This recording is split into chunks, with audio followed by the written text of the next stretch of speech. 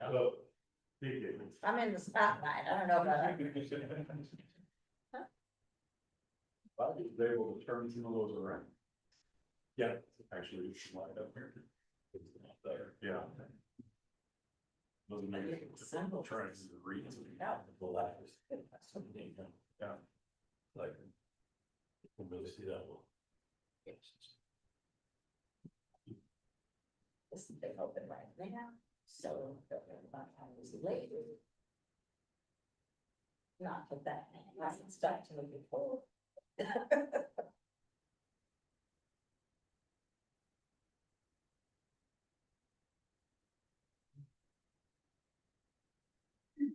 I am. So we got you on for tonight. Okay. Yeah. Does that mean I have to bring the captions? Yes. No, I couldn't be talking. Oh, no.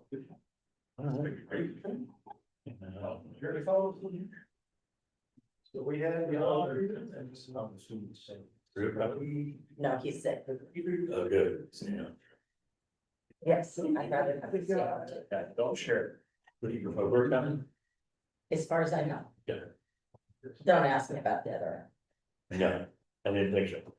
I don't think so. So after this, you know, we'll get with presentation. We have that.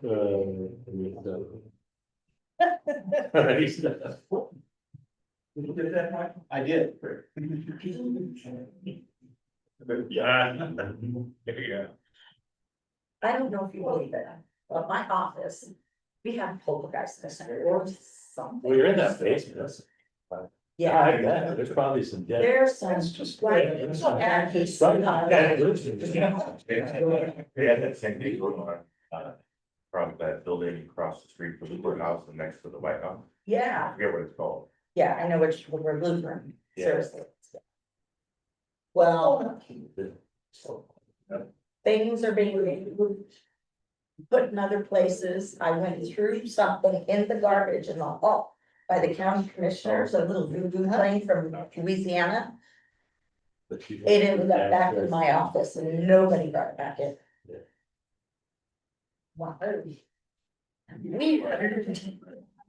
And then I'm like, it's gonna be the girl in her office that always does these tricks. And then today I thought it was her too, but she wore, as they say, chocolate. You can hear her go when she's walking. So I would have seen her. Yeah. Ew. If there's stuff, when I get there tomorrow, And in trouble. I'm calling the priest. On the breeze, I don't know, any difference. Budget. Apparently, there's been a lot of other things that it has, at one time it was in that. Yeah. Full.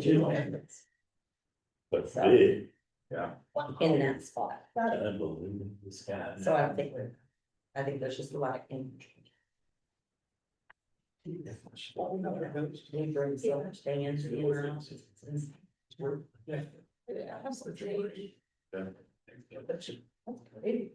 I'm waiting because I'm hoping Counselor Holder is on his way. He didn't say anything about.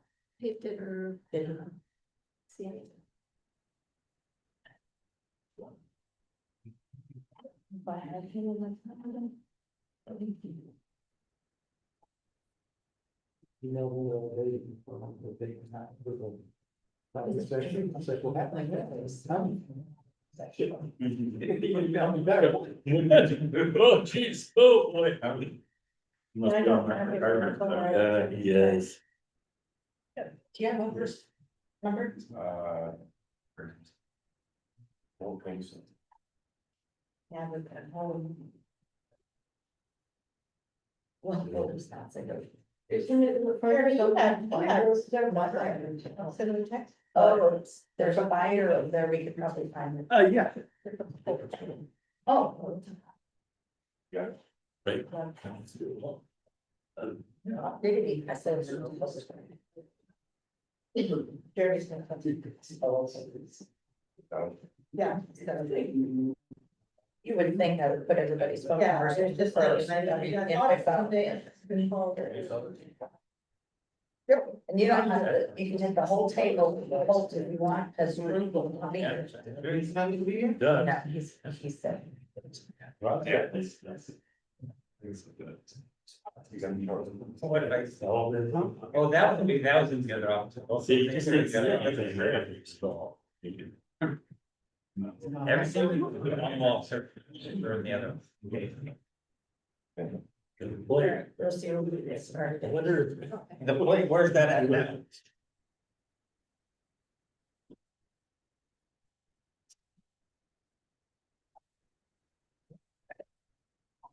We're gonna bring this meeting to order at 6:31.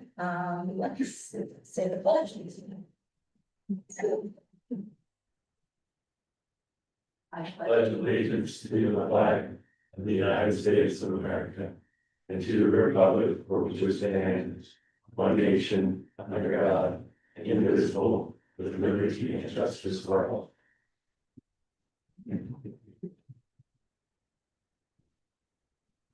We have an excused absent with Councilor Hooper, and I'm still hoping Councilor Hooper would be here. But the rest of us are here ready to go. Do we have anybody signed up? Something went wrong. That's why I never bring mine. That's what it tells me every time. No, everybody signed up. And anybody online then? Nice to. No. All right, we will go on past that. On to our consent agenda. Anybody? I move to approve the consent agenda with the minutes of February 2nd as amended. Excellent. I'll second. Okay, I have a motion from Councilor Mackin and a second from Councilor Peterson. All those in favor? Aye. All right, motion passes. We are going to start with our presentation from Portland General Electric. Come on up. Good evening. Is this need to be, do I need to talk to this? Sure. We can probably. It works, okay. I don't know if that was for like recording or anything. But good evening, my name is Tyler Kelly. I'm with PGE as the local government affairs manager for the Yamhill County region. Thank you so much for having us out here today. My contact information will be at the end of this presentation here, but I also think I had a chance to meet most of you and hand out a business card. Feel free to reach out to me anytime. My primary role is to be the primary contact for the city of Dayton. Also joining me today is Larry Beckett, our Senior Vice President for Strategy and Advancement. The agenda is just to go through a short, 10-minute presentation and talk a little bit about some of the work we've been doing in the area, but the primary reasons that we're here is just to hear from you. So we set aside most of the time for Q&A. So without further ado, I'll bring Larry up here. Great. Thanks, Tyler. Thank you. There's a clicker right. Oh, good. Oh, all right. Mayor Frank, council members, city manager, appreciate the time here this evening to come. And Tyler said, Larry Beckett, Senior Vice President for Advanced Energy Delivery, probably just means I'm the old guy that's been around. And in fact, prior to PGE, I've been here at PGE for about 11 years. I was at Bonneville Power and Transmission for Bonneville. Prior to that, I was at Clark Public Utilities across the river in Vancouver. Prior to that, I was with Pacific Corp kind of all over the Northwest and did some international work. And so I've seen all the colors of money of utilities. More importantly, the electrons are the same and the physics behind the electrons are the same. So I like to stick to that. I've been a student of the grid for about 45 years now. I love it. A lot going on. And that's why I want to share some of those thoughts with you here tonight. Before I get rolling into it though, Tyler, as he introduced himself to be the main contact with you all, by all means, if you've got a question, use him. He has access. We've given him kind of the magic wand to say, you can go anywhere in the company and pull anybody out and get the answer to the questions that people need. So by all means, use them. That could be even there in the way. But that could be in the outside. Something that, in my history, you know, we've seen the evolution of utilities. And I'll just say, you know, for many years, we had customer offices, we had lots of contact in communities, et cetera. And we slid away from that. And so as part of this effort, as we are coming around and going to all the communities, we have 51 communities here in Willamette Valley that we are partners with. And we want to make the reconnections. We've got to think about planning. And so as I go through, and even starting on this first slide, I don't know how much you can see, it's pretty small print. But, oh, you got it back, okay. What I would call attention to is, you know, go back to 1990, community size about 1,500. You basically doubled since 1990. Why is that important? That's kind of the history of the Northwest. In the 30s of the last century, the New Deal came about and dams were built, the hydro facilities, and put people back to work. Shortly thereafter, World War II broke out and the aluminum industry came to the Northwest, and the building of you know, ships, planes, et cetera. But the aluminum industry caused the transmission to be built. And so the major, as I mentioned, Bonneville Power, 75% of the transmission was built by Bonneville to connect the hydro facilities to the rest of the Northwest. And that was all completed by the early 70s. We have not built transmission since that time. And I kind of put the 90s out there. And in fact, from Bonneville, I built the last 150 miles, John Day to McNary, Big Eddy tonight, the 500 that they've done. Now, we've got a whole bunch of projects slated. Bonneville's got about $6 billion worth. We've got about $3 billion to try to enhance and build the transmission grid again. And we're going to talk a little bit about that because it gets into affordability issues. Many of you would ask about data centers. We'll talk about that as well. But what I call to attention is that we've been slowly growing, and it was slow.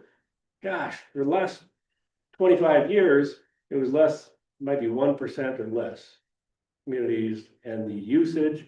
We had energy efficiency that was happening, and we were doing a really good job of kind of maintaining what our usage was. Well, then we moved into things like heat pumps, which are much more efficient, but you're converting from electric, maybe it was gas, maybe it was resistant heat, to a heat pump, much more efficient, but all of a sudden you've got air conditioning too.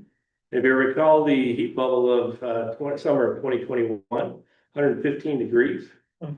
If you were to see the curve of our energy usage during that period of time, you would have seen a typical day goes up. You get up in the morning, right, and breakfast and such, it starts to go up, business is open. That day, we hit a flat.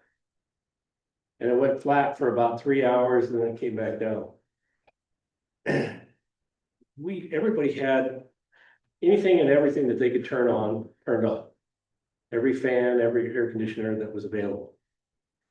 The following year, at 96 degrees, not 115, but at 96 degrees, we hit that same peak.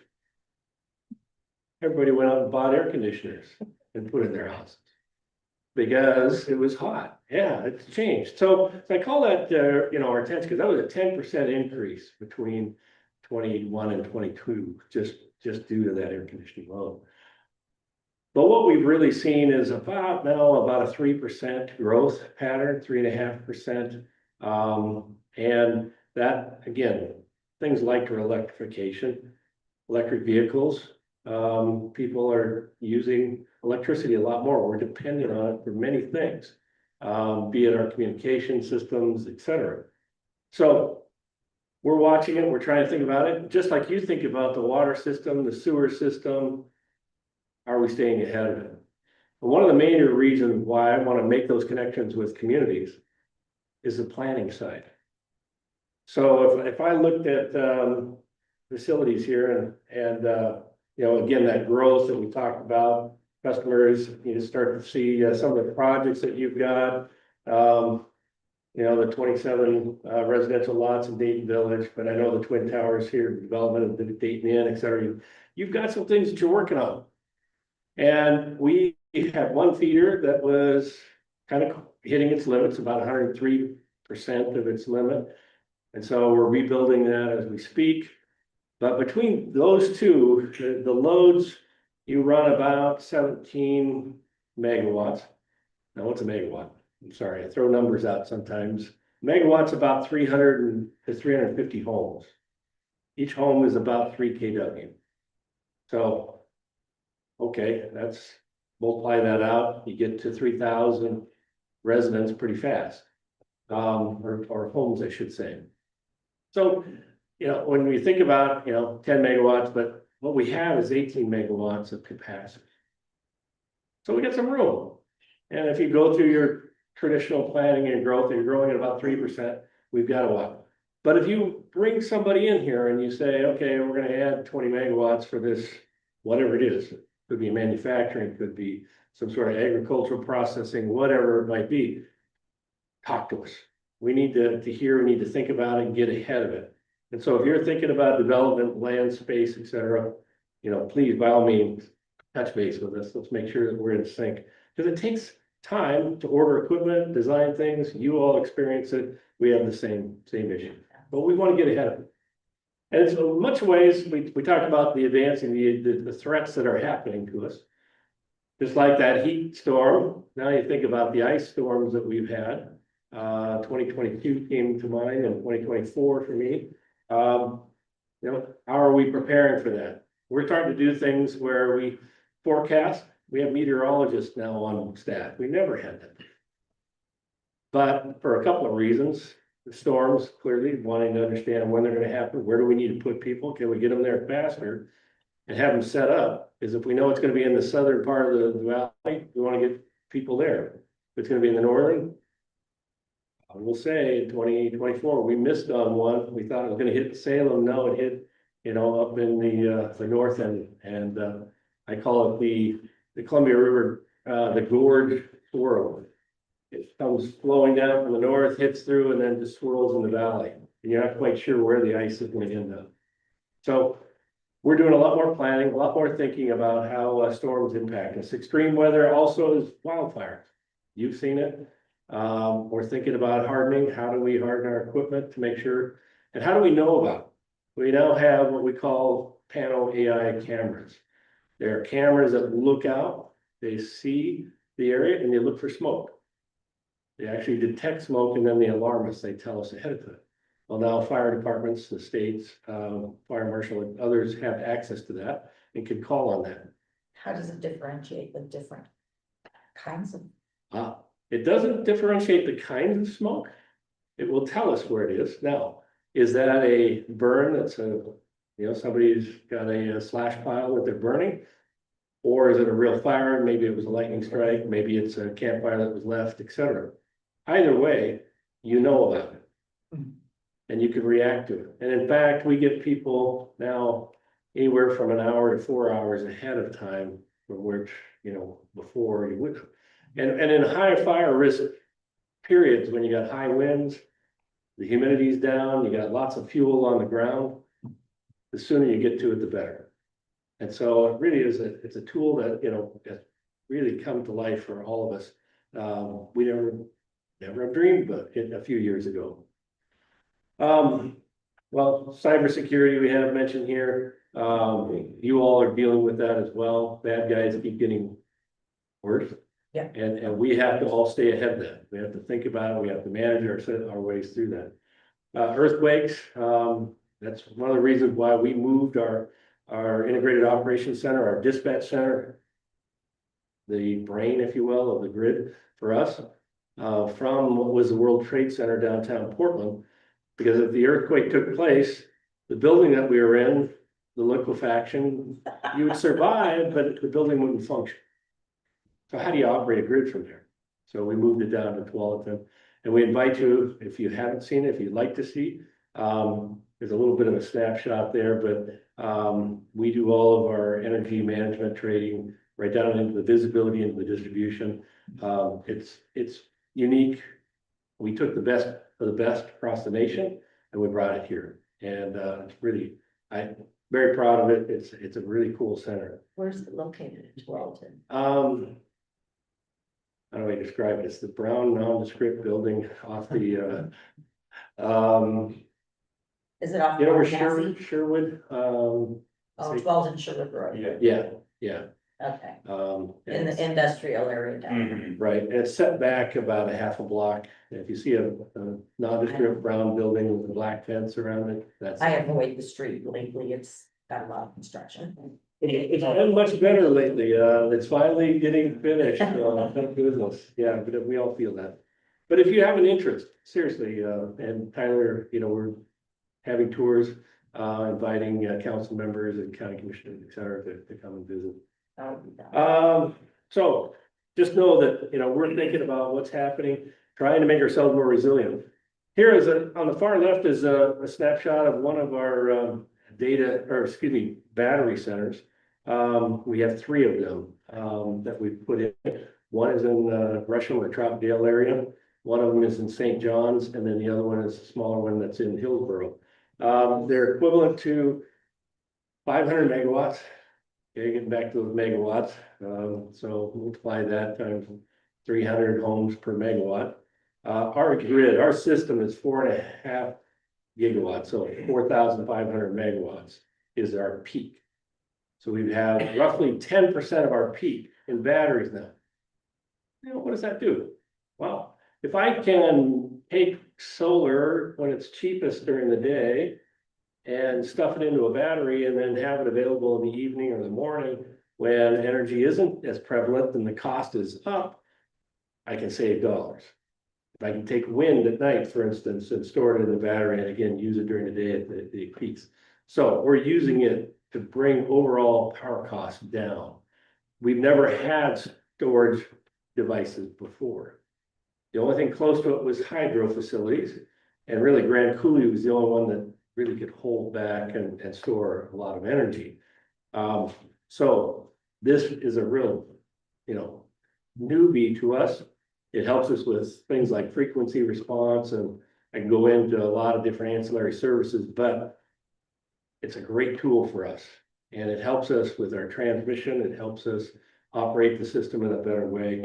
And it gives resiliency. So those communities where that battery is, you got 200 megawatts at a site like this, that can serve a community for an extended period of time if you've got a storm coming through, that sort of thing.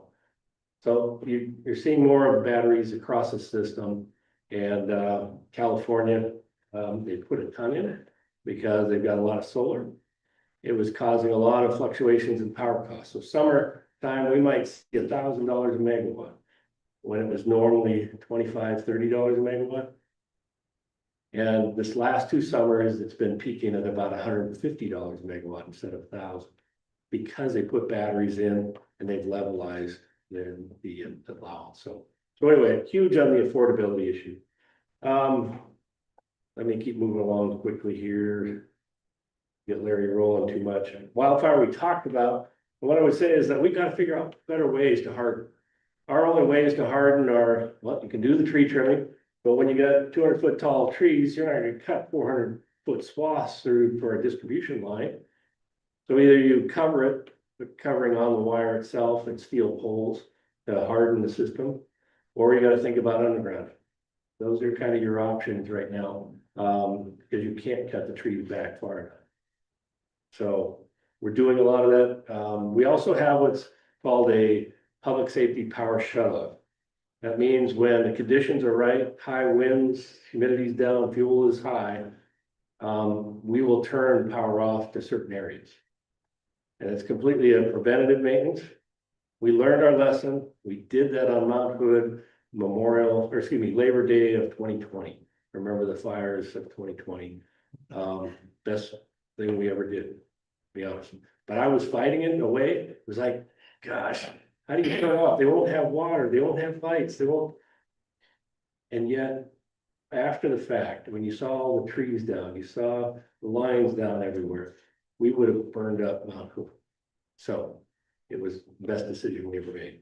So I share that with you to say we've got to think about how do we protect not only like that Mount Hood situation, but how do we protect our communities? How do we protect our homes? How do we get smarter? And it's all of us together that are going to make that happen. This is a quick snapshot of our energy and, how we supply. Last year, 45% was non-emitting, so between the hydro, the wind, the solar, you can see across the board here. Still, there's a little bit of coal that comes out of eastern Montana, natural gas that we have in north central Oregon. And then others, that's 13% that's unspecified, we purchase on the market. Most of it's coming from California, most of it's solar, but we can't call it green because you don't know if the electron truly came from there. So, so just know that we continue to try to refine how do we delineate that 13%. But we're moving towards, the state has a target of 80% by 2030. I think that's pretty aggressive. It was Commissioner for the Oregon Commission, Public Utilities Commission, Megan Decker, chairman, who said, you gotta have your goal, but sometimes when you're on that highway and the kids need to potty stop, you're gonna take the off ramp, right? And then you get back on. And why I bring that up is we've got to think about affordability. We've got to make sure that it's affordable and it's reliable. So those two things that we've got to make sure we get it right. So the other thing I want to touch base is on a controlling cost, and you all know this probably better than we do.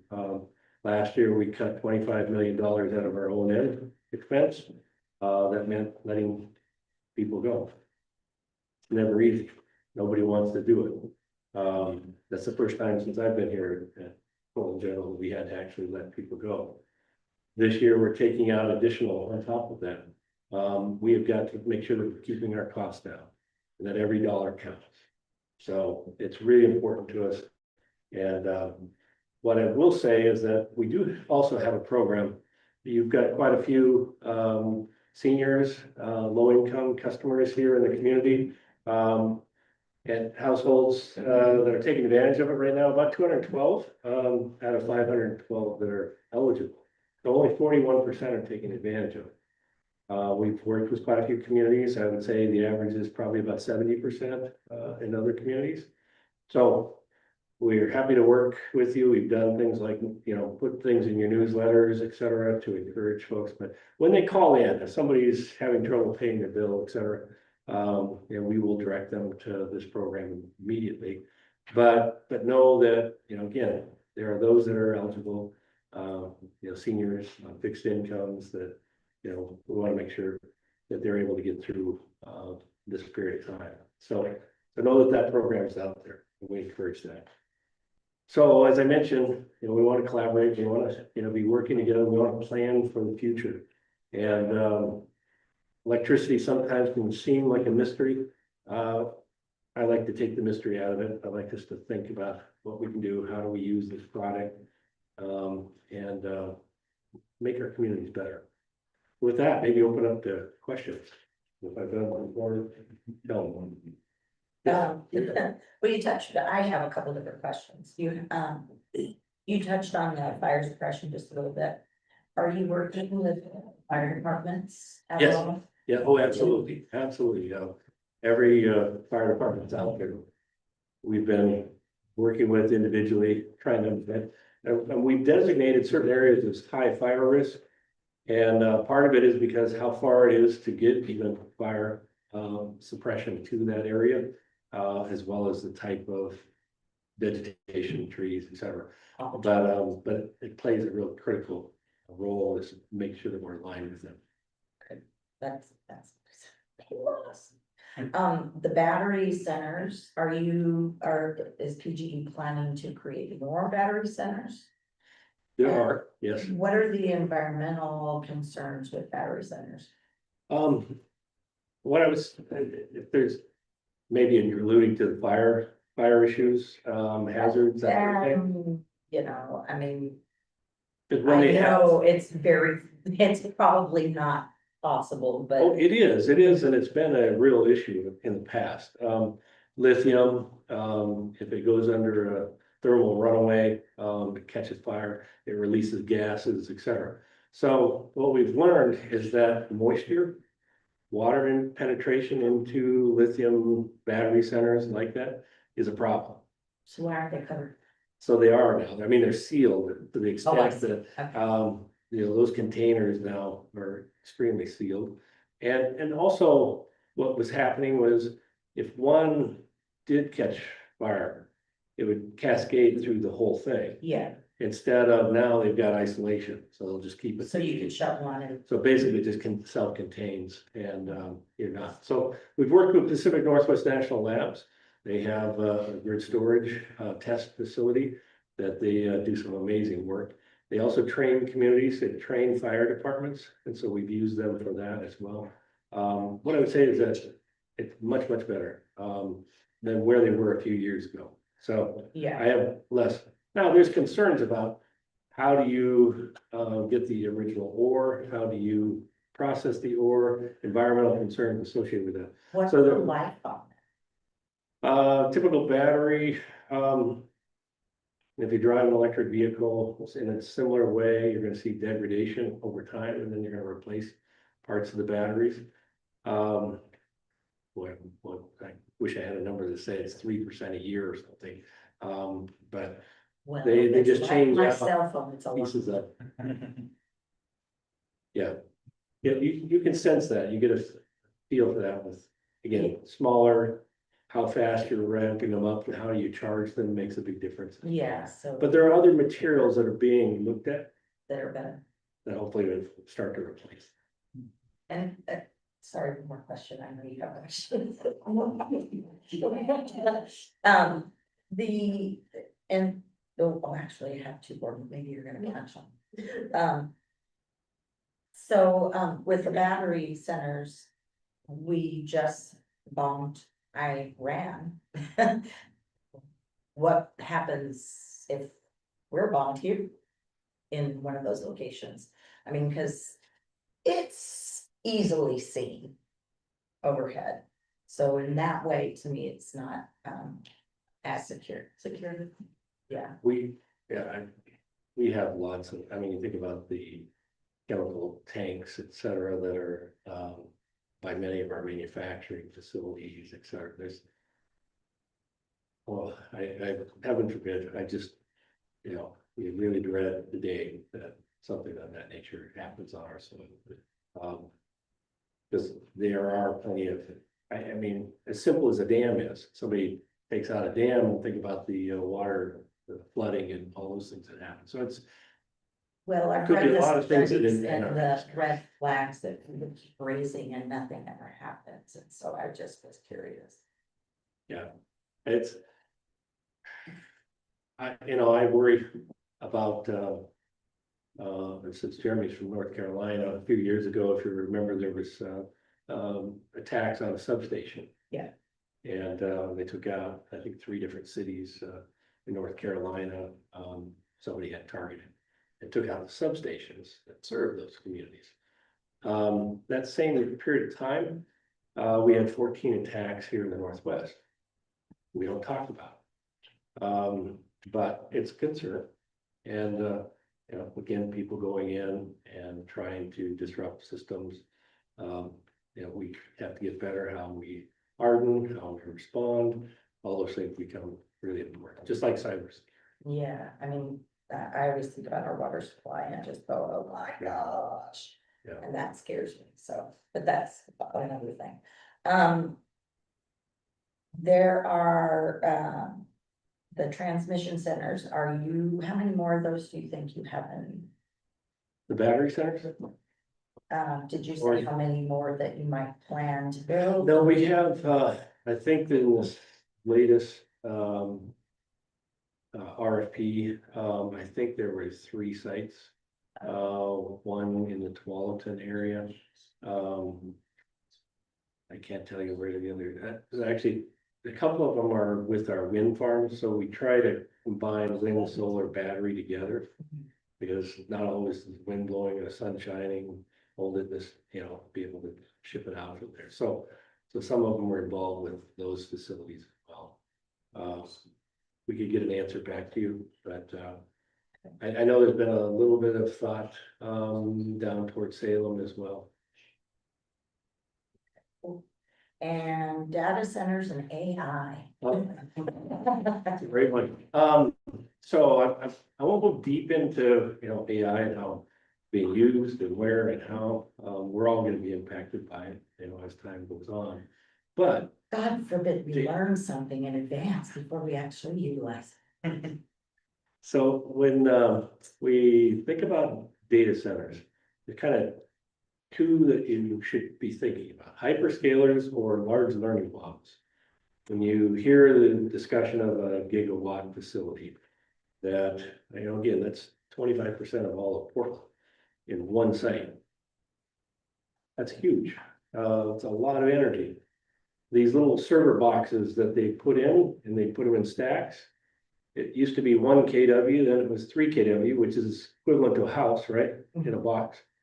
Then it was 8 kW, then it was 15 kW, now it's 140 kW. Next year, NVIDIA's box will be 300 kW. And they plan on one a couple years down the road that they believe will be at 600 kW. So energy density in these boxes is extreme. And they're getting more transactions per watt, so they're more efficient. But they're doing a lot more, right? And what I would say is those sorts of facilities, a gigawatt has to be sitting next to generation somewhere. So you're gonna put those in locations where there's large generation. Who would have thought they're gonna open 3 Mile Island again? Tri-Cities, they're looking at small modular reactors. There's clearly a lot of gas plants being built around the nation, et cetera, to serve that. That's the large learning model. What you do is take the large learning model, you scrunch it down, it's kind of like an app on your phone. And it's put into an inference-based data center. Inference base is what you and I would use all the time. So it gets created over here, and then it gets stuffed into a box over here. The smaller inference base can be in lots of locations and can be much smaller. So it can reside in something that could be a 5 or 10 megawatt facility, not a gigawatt facility. So you're going to see many of these come about in the future. A lot more spread around. So here comes the ultimate, and what we've been working on, if you've been tracking with the Oregon Commission right now, causation. So the data centers that come in pay for what they're causing. So if they're causing the demand, distribution is very easy. You got a substation, you got feeders that serve you, you're paying for that. If they're causing transmission, it's a little more technical. And then the generation, you can tie them to the generation that they're having to pay for as well. So what we're anticipating, we passed legislation last year to put a special rate class on for data centers, separate from everybody else. So we can identify that clearly. And we do things like they have to take or pay on their energy usage. They also have to commit to 15-year contracts so that they can't just walk away, leaving a stranded asset sitting there. And on top of that, you're going to see rate increases for them, significant, like 25%. In other words, they're gonna pass it on to us. No. Well, I mean, however they do it with their industry. That's Bill. But they make a lot of money off of every megawatt. A megawatt is worth about $30 to $40 million. So it's a big piece. And They don't want to pay for it either. Not really. their balance sheets, they're paying us. And what I would say is it's comparable to the aluminum industry of the last century. They paid for the transmission. So we have an opportunity to have them help us build that grid of the future and pay for it. So I just They share don't that. even like to get taxed. Well, when it comes to their property tax with the billions of dollars that they have inside those boxes. Go talk to Umatilla County right now. They're fighting over which park to enhance or which streets that they're improving and they're not filling their schools, et cetera. So it's interesting to see how the dollars that they're bringing into their community based on that. Interesting. So I have real mixed feelings, but to your point, causation. You cause it, you pay for it. That's the direction we're going. Well, it's nice. We'll see how it actually plays out. Have you got any questions? Kitty? Actually, yeah, we are dealing with aging infrastructure. We're having trouble paying. Where does PGE stand? Do we have to worry about some of our transformers blowing up because they're at the end of our line? Are you guys actively working? Are you able to keep up?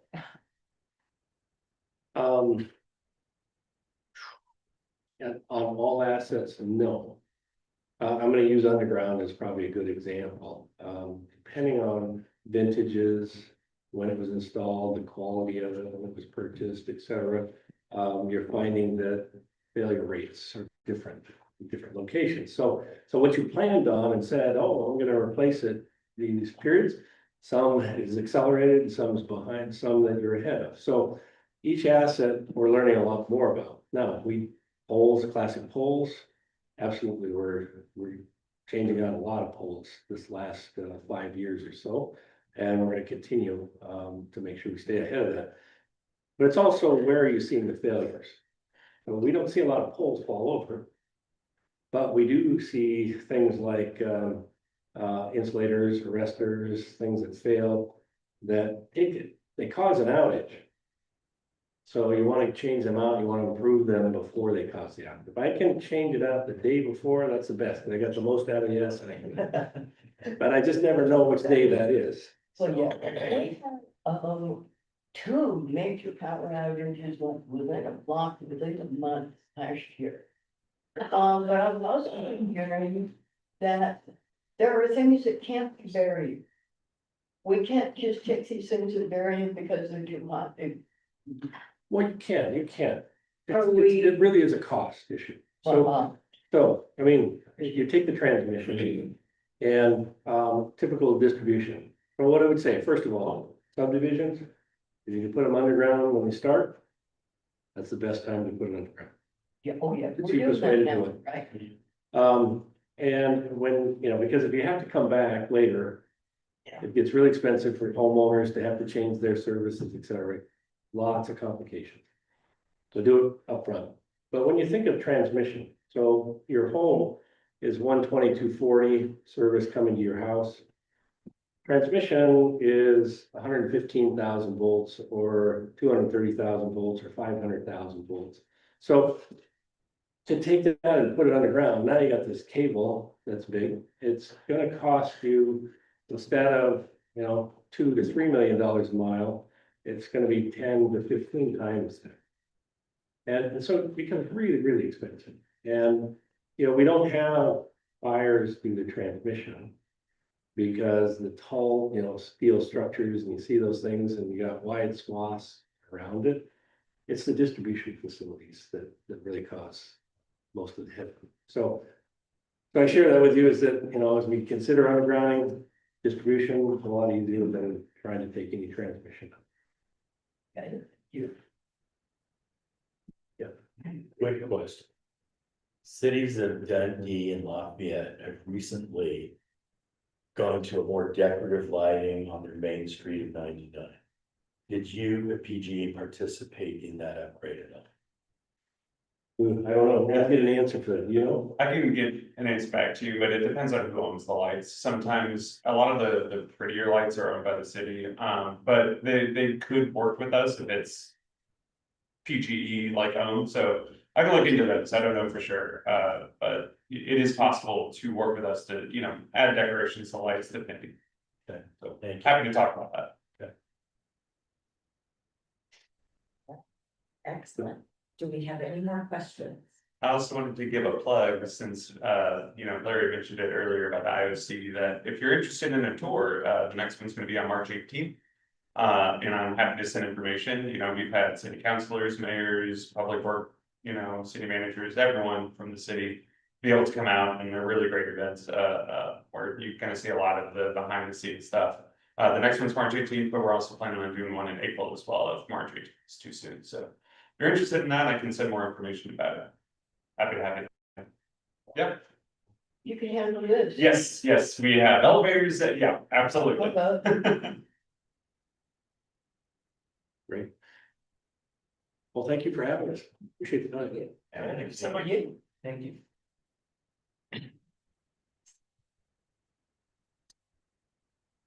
That. We're going to move on to our planning commission application review and possible vote appointment. Has everybody had an opportunity to go to the applications? Well, do we have people here? We have two people here, is Steve gonna be? I emailed him and texted him the link.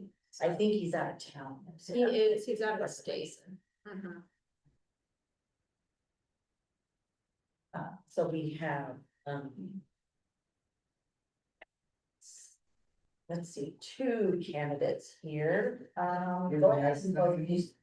What, The one who looks like it's Stephen Heston. Yeah, Stephen will be out, so it looks like we have Michael Howard and Katrina. So, why don't I just have you both stand up, and even though I just sort of introduced you, go ahead and introduce yourselves and maybe give a little spiel. Katrina Riggin, I work with On Point and I've worked there for the last 5 years and looking for ways to get more involved in our community. I'm Michael Howard. I've retired from the electronics industry. I was a manager at various levels for 35, 40 years. Spent 4 years in the Army. I'm been retired for about 10 now. I served on the planning commission in Amity. I was the chair for a while until I moved out of town. So, thank you. So you guys have any questions? I do, I have a question for you, Michael. You chose not to, just felt like it wasn't important for us to know your vision, but I disagree. I would like to kind of know your vision for where you think Dayton should go. I think it's a pretty powerful position being on the planning commission. And we need to know that you. Well, I'd like How to would you- characterize, it's not that I don't think the vision is important. It's that I don't think it's the, someone who executes the vision isn't necessarily the one that should drive it. You need to understand it, agree with it, and implement. That was the thrust. That and the fact that I absolutely hate the many consultants that I've dealt with to come in and try to tell me what my vision should be. So I have an emotional reaction to that. Yeah, I think, I guess the reason I disagree with your answer is that, you're the one in the room. I'm not gonna be in the room at planning commission, and so I guess I'd kind of like to I know. can read though. Kind of like, I don't know, I mean, we are putting a lot of trust in your hands, and I guess I would love to just know who you are a little more. I'm happy to tell you who I am. However, I don't think that's germane to the issue about vision. Again, we can disagree about that. I don't think it's an executor's job to set the vision. If you're an executor, you're supposed to know what it is and follow it. And my past experience with the planning commission was we were executors. I see. Okay. All right. And anybody else have any more questions for Steve or Katrina? He's my man. Michael. Oh, Michael, sorry. That's okay. I'll answer any. I'm so sorry. My grandma called me all kinds of names. It's all right, it took her a long time to get my name right. I know, and he's just sitting a seat over. You can't see the name tag, That's the problem, it is. I've turned to her a couple times. So I guess I have a little question. What's your favorite thing about Dayton? About Dayton, Uh-huh. well, where I live is my favorite thing. How about? I've always lived in small towns. I've Have tried to live in large ones and it doesn't work out for me. I'm a country boy. So Yeah. I live next to the Greenway, Oh, so okay, I'm almost in the country. almost. Yes, Excellent. and I mean, it's a nice clean town, it's quiet, everybody's friendly. Didn't used to like them when we played them in football, but that's a long time ago. Same question to you, Katrina. I love having a small community and I think that Dayton does a pretty good job of getting in an effort to get the community involved. I love like the fireworks thing that we did last year was amazing. There's what really took part in planning that, props. Very good job. I pointed. Wait a minute, Chris. We had, like, it was small enough that we had a neat red light that was like absolutely awesome for giving people directions. We're like the only town nearby that had just a single blinking red light, but yeah, I think that there's a lot of potential. Excellent, excellent. All right, anybody else have any more questions? Thank you to both of you for being here. Yeah, thank you very much. Excellent. Okay.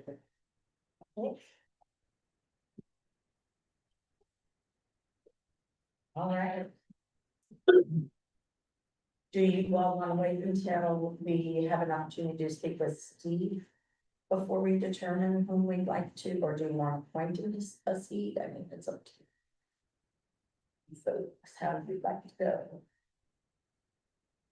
You want me to step down? I mean, his application is very complete, I think, and Steve? and though a couple times I disagreed with him, I really like his. I mean, that's good, you know. Agreed. Yeah, Well, yeah, I know him and he can carry a fairly good conversation even if you disagree. yeah, so I think that's important. I think on the planning commission, there should be some discussion. So. Well, I'm happy to entertain some motions to appoint. If you so feel. I mean, if you wanted to ask Steve questions, we can wait and hold that. Otherwise, I mean, you could even appoint Steve while he's not here if you really want. Yes, it wasn't a requirement, right? It's a preferred thing. But we didn't get it on the app as a requirement. Not good. Okay, that's what we're talking about. Well, I'd like to make a motion, Yes, please. discuss it. I move to appoint Steve Hessling and Katrina Wiegand, Yes. to the county commissioner. With the term expiring December 31, 2026. If I may, Madam Mayor, the planning commission. Sorry, thank you. Oh, I don't know what I said. Dayton Planning Commission. Yes, Dayton Planning Commission. Discussion, anybody? I really would like to see or to have Drew and Scott in the No, that's a good discussion. point, yeah. I mean, I hate to push this again. I mean, it's been too many times. Well, we have 2 seats. We have 2 seats, one expires 26, so it'd be renewed after that till, You could appoint 2030, one seat. and then the other one is 2028, so. Until we have an opportunity to speak with. I don't know, it's up to you.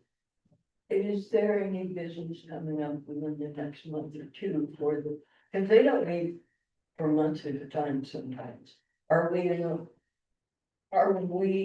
a hurry to appoint somebody right now? Do we need to move or can we take another month or two? We don't have any upcoming business as of right now that I am aware of, or that the planner has told me about, so you could also have the option of appointing one and leaving the other one pending, if that's comfortable for you, but there isn't an urgency at this moment since we don't have a meeting coming up.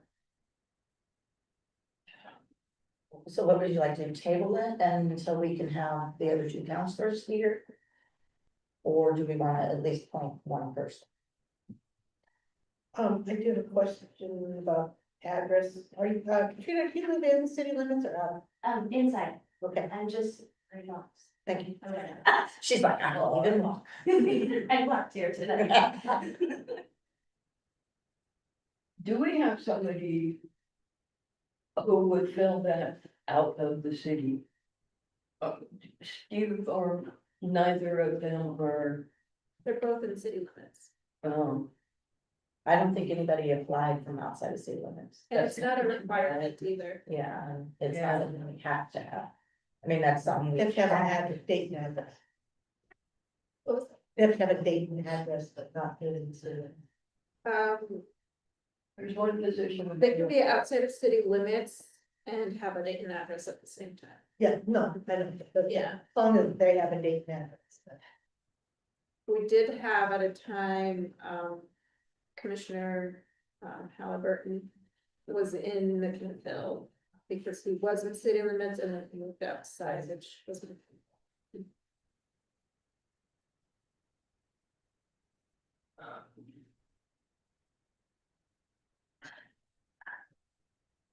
Well, I'm gonna make a decision for y'all if you ain't got nothing. I told you like. There's a motion on the floor, actually. Yeah, motion on the floor. Otherwise, if nobody's, you know. Seconds or anything, it's just gonna fall off the table. Leave it.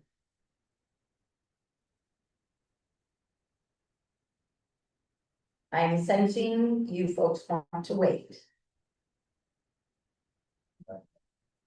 Okay, we're gonna table it, please. Sorry, Katrina. And we'll have the other two, their feedback The other and, two counselors. yes, the other two counselors. And then we'll have their feedback and we will not be holding it back next time. That sounds good. All right. Okay, excellent. Would you like the candidates to come back? No, we won't make you come all the way back for that. Your application is awesome. Yes. We really do like. Okay. We'll move on to the second reading, adoption of ordinance 669, amending the city of Dayton comprehensive plan, page 103.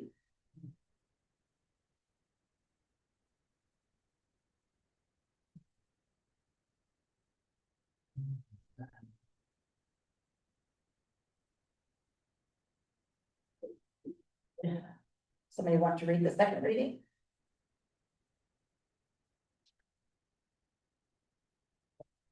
Please. Okay.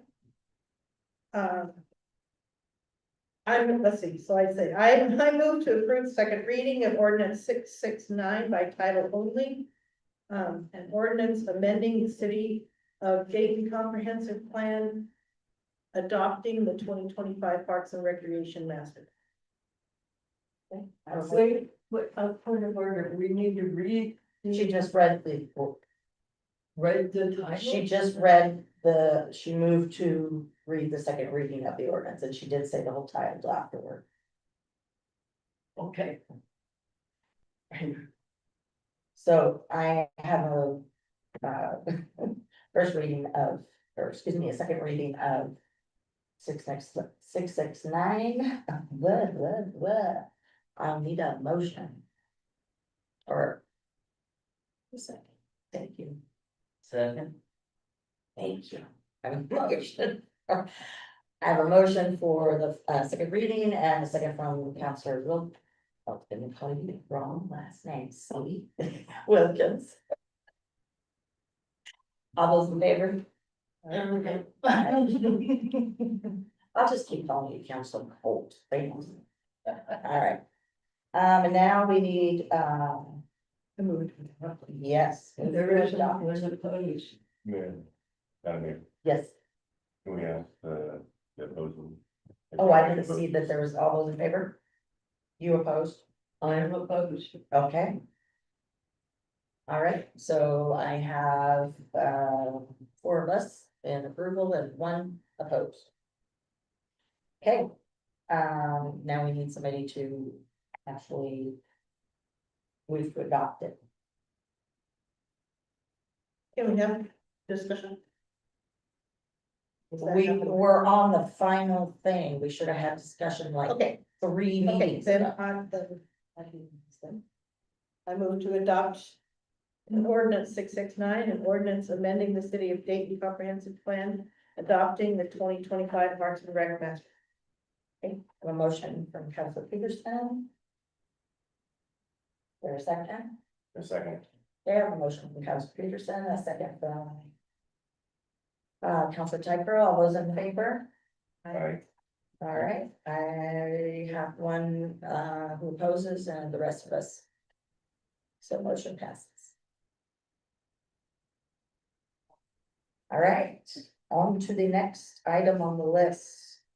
Discussion on virtual versus in-person Zoom meetings for executive session, that's on page 117. And I believe Councilor Mackin is heading that one up, please. Well, for starters, in our council rules, it specifies meetings, work sessions, and executive sessions are to be hybrid. If we deny access to executive sessions to the media, there is a chance you will be denying me access to that meeting as well. I think it's a little bit extreme. I would like to call attention to the agreement we just passed. I believe it is safe and secure, especially if we put our trust in the news register. What the arguments I heard is there's no guarantee that their recording or their meeting, attending our Zoom meeting virtually, they could get hacked. Their house. It's not just about a hack, we could have somebody say they're really media and not really be media. But we just approved a document that they have to sign before they can come to our meeting, before they can even come to our meetings. We are asking them, were you here? I must have not been here for that one, I must have been sick that time. We have a document. We're asking the media to sign it. We are requiring that it be an established media source. We are requiring that the reporter be established with the media source. And we only have one, really. The news register is the only one that's interested. That document we just created gives us the power to restrict who is in the executive session. And it is a matter of trust. We can't guarantee that this room is a bud. We are demanding that the media guarantee that there's no way they could be bugged. That was the argument I heard. We can't guarantee that the media representative isn't bugged. That, wherever they're listening, somebody else could overhear it. So what's the vetting process for media? Is there a vetting process Oh, for? yes, there is, Ann. I'm sorry. I mean, I know she's saying that, but what are we actually doing? What happens on paper is different than what is in practical use. Do you recall with policy? So the policy requires the media to fill out an application to establish themselves as the media. And once that is filled out and I believe they also have to submit like a letter from their media to establish the media where they're from, then they are granted the permission to be on. And what can we legally require of media if we are going to allow them, in terms of vetting them and allowing them into an executive session. If you're gonna hold aside from some very few specific exceptions, media are entitled to be in executive session. No, I understand that, but if we allowed them to be in the executive session electronically via Zoom or whatever, what are we doing to vet that reporter prior to allowing them into that executive session? I don't think there would be anything different.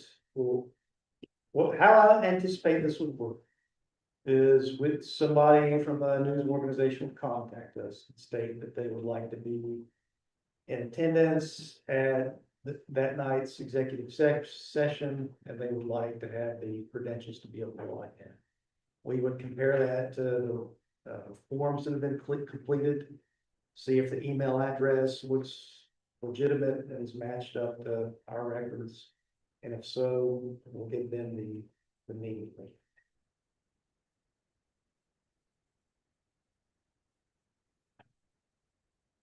So Yes.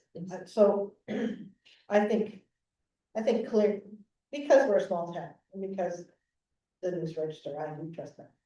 I think we can vet the media. I think the only thing that maybe we would need to add to protocol of being, having people come online to an exec is possibly for them to say, you know, for example, if it's Kitty, to say there is no one else in my room right now. I'm alone and no one else can hear this meeting, and have to say that on the record. Because there's no way for us to know that, you know, you're having to hear someone else's. And then I think we would need to do the same thing with the media if someone came. Them to say on record that they're alone and that they are not reporting. I think those are some safeguards that we need to put in practice. What are other cities doing in terms of that, if they're allowing media into their executive sessions electronically? I don't know, but we can research that and get back to you. Could we do that, please? I'd like to see what other cities are doing and maybe what their legal departments are saying as well. I think- Yeah. Everybody good with that? Please. All right. Hot diggity dog. So for now, Mayor, what is the council's direction on how we're gonna handle it? To have staff research what other cities are doing for, If an executive session needs to be held between now and then, how does the council wish to proceed? I think until we figure out what we're gonna do policy wise, that we should just continue our no media in executive session unless we know it's Paris. Madam Mayor, Yes, that is in direct violation with our written council rules at this point. Yeah. How do we address that? Our council rules say in, hybrid for even work, for executive sessions. How do, well, we gotta have a way to vet, and so if we're gonna have some media in executive session coming soon, then I suppose it would only be, you know, news register, and it wouldn't be that big of a deal. I'm just, when elections start getting closer, there's a lot of small media groups, and several years ago, we had major issues with these groups. how many years ago? The first Trump town. Trump 1.0. Interesting, okay. Yeah, we had some issues. With people saying they were media Not at council meetings. and other things, in other areas and stuff like that. Oh, And okay. we actually did have some people come and say they were media from, but Not they're at the just. council. So that's gonna bring another question in, is what is media? So if you're an independent journalist, are you media? Right. But didn't we just, No. we just, How do you vet that? but we Yeah. have We just created a form to establish all that. Could we revisit that form? Maybe get a copy emailed to us so we can review it, cause I was pretty impressed with that I document. was too. I hadn't seen the document because I'm sure it was a town here, so I apologize. Could we, please? Along with whatever other cities are doing. Would it be appropriate to put a copy of our council rules for meetings in with it? Yeah, That way we could see council rules. have it all, and, blah, blah, blah. Yep. Yeah, that would be, thank you. Mhm. Is that good with everybody? Does that give enough Yeah. direction for next time? Well, in the meantime, I'm gonna proceed with what's currently on the books with council's rules, provided we all understand, what I have here under policy background on my staff report. I agree, Jimmy, I think stay with what is, Whatever they decide. what is written down right now. Thank you. Excellent. All right, Madam Mayor, if I may, yes, please. Scott he's on vacation. He told us that. Oh, I forgot about it too. He just texted me. We need to do better job, or I do, of putting that stuff in my little calendar. Okay. We are going to move on to discussion on offer to donate land to the city church and First Street. Did you wanna talk about that, Jeremy? Yes. All right, a citizen approached me about a potential offer to donate land. I have that marked on a screenshot from the county assessor. It's in the location of Main Street and First Street. There's about a 1 acre section there, close to the river and close to the asphalt plant. It's mostly, or it is all wooded. It appears there may be wetlands there. They suggested this potentially could be a park property. I have an obligation to bring this to you for your direction if you want me to proceed with further discussion with the owner on the city acquiring this through a donation. I Does it can do have, that. access to the river? Does not have access to the river. As you can see on the map, there are 2 lots to the northeast. 2 fairly big lots, it looks like. Yes, and those are owned by the owner of the asphalt plant. So the city would have to acquire those plus that little wedge to have river access. So now,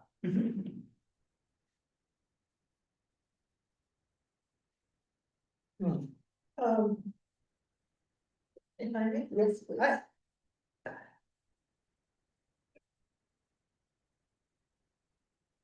I think just say no, we can't figure it out because we don't know enough. I think we need to know more. And I know it has to do with budget, and here we are with no margins in our budget. But I guess I would like to, explore a little more. Kind of environmental, well, you have a list of things there, next steps. I would like to ask that we kind of look at it and go that way.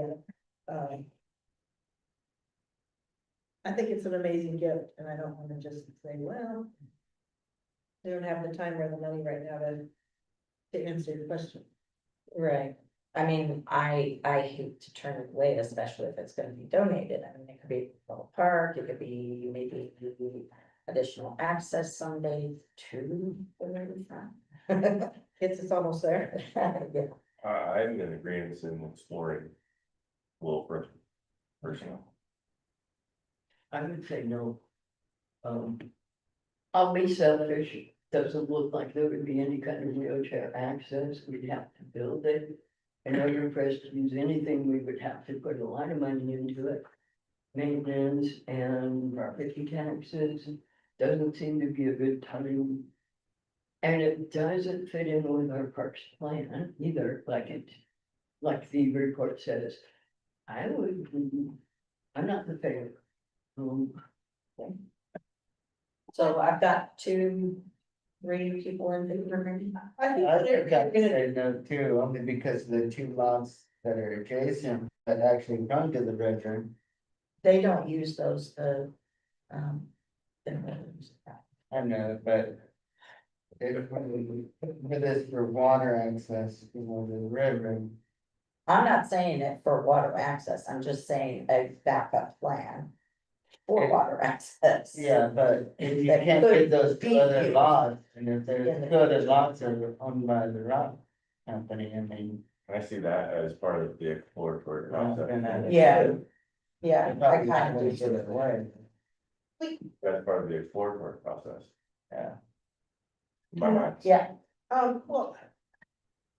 We don't have to use it as a park either. no, we don't. Maybe we decide we need. Parking I don't lot need to say, yeah. for the dang hotel that doesn't have a parking lot. Yeah, but then Valet they park parking. and they have to walk, what? No, if it's valet parking. Down. If they've got valet parking, somebody can pick them up and drive them back. That's up to the hotel, not us. Madam Mayor, if I may, this property is in a flood zone, and likely has right. wetlands on it. If they could develop on it, I think they would have. Well, now you just better a really good thing. Which makes me think it would be better as more of a natural area for people. It doesn't necessarily have to be like a finished park, but a natural park. Which a lot of people like because you could put a picnic bench down there, you could, I don't know, there's different things you could do this. I also like the idea that only because if there's ever a flood, it's nice to have some open area the water can go to besides homes. And that's traditionally what that part of the land was used for before we have flood there. I don't know, I think it'd be, maybe at least to explore a few ideas and thoughts and. I mean, if they gave it to us and we accepted it and we just sat on it. And didn't really do anything with it. It's not doing anything different than what it's doing now, but then we have it in our back pocket for something.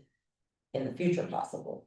Well, I would caution the council to recognize that if we own it, we have to maintain it. I'll give you an example. Along the north. Could you pull that up, Lucia, please?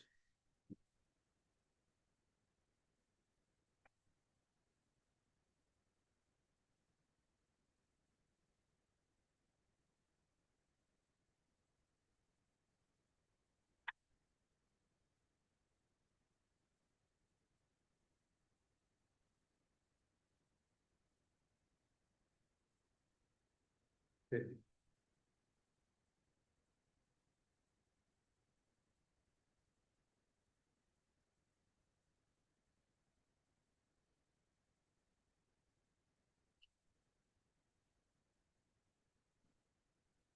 Let's go to the map.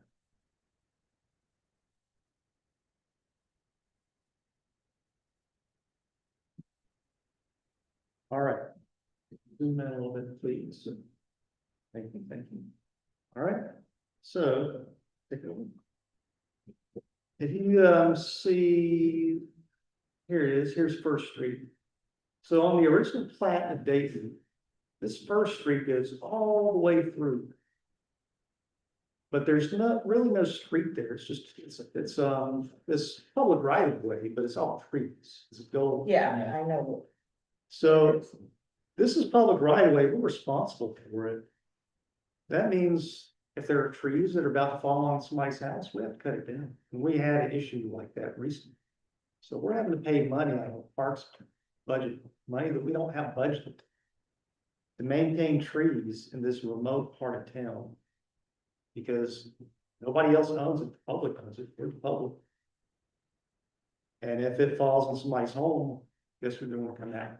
So I just want the council to know, if we own this property. Where's the nearest homes? Right behind the Right, backside. these lots right here.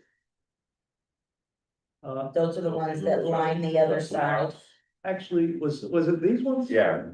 Yeah, that's that one, and then the one down, Okay. right there, those two.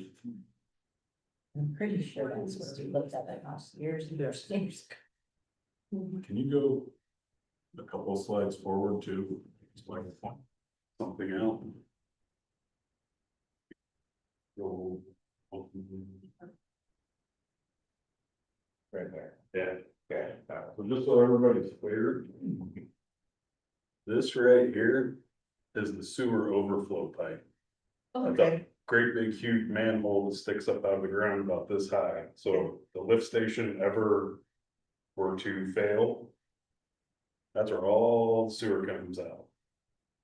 So So that that is is- that the Right. current, culvert?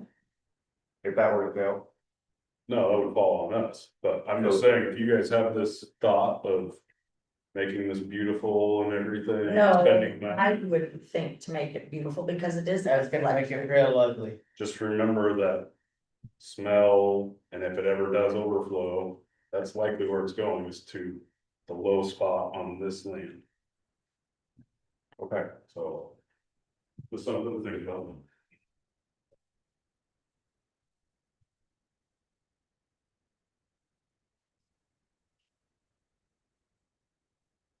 right.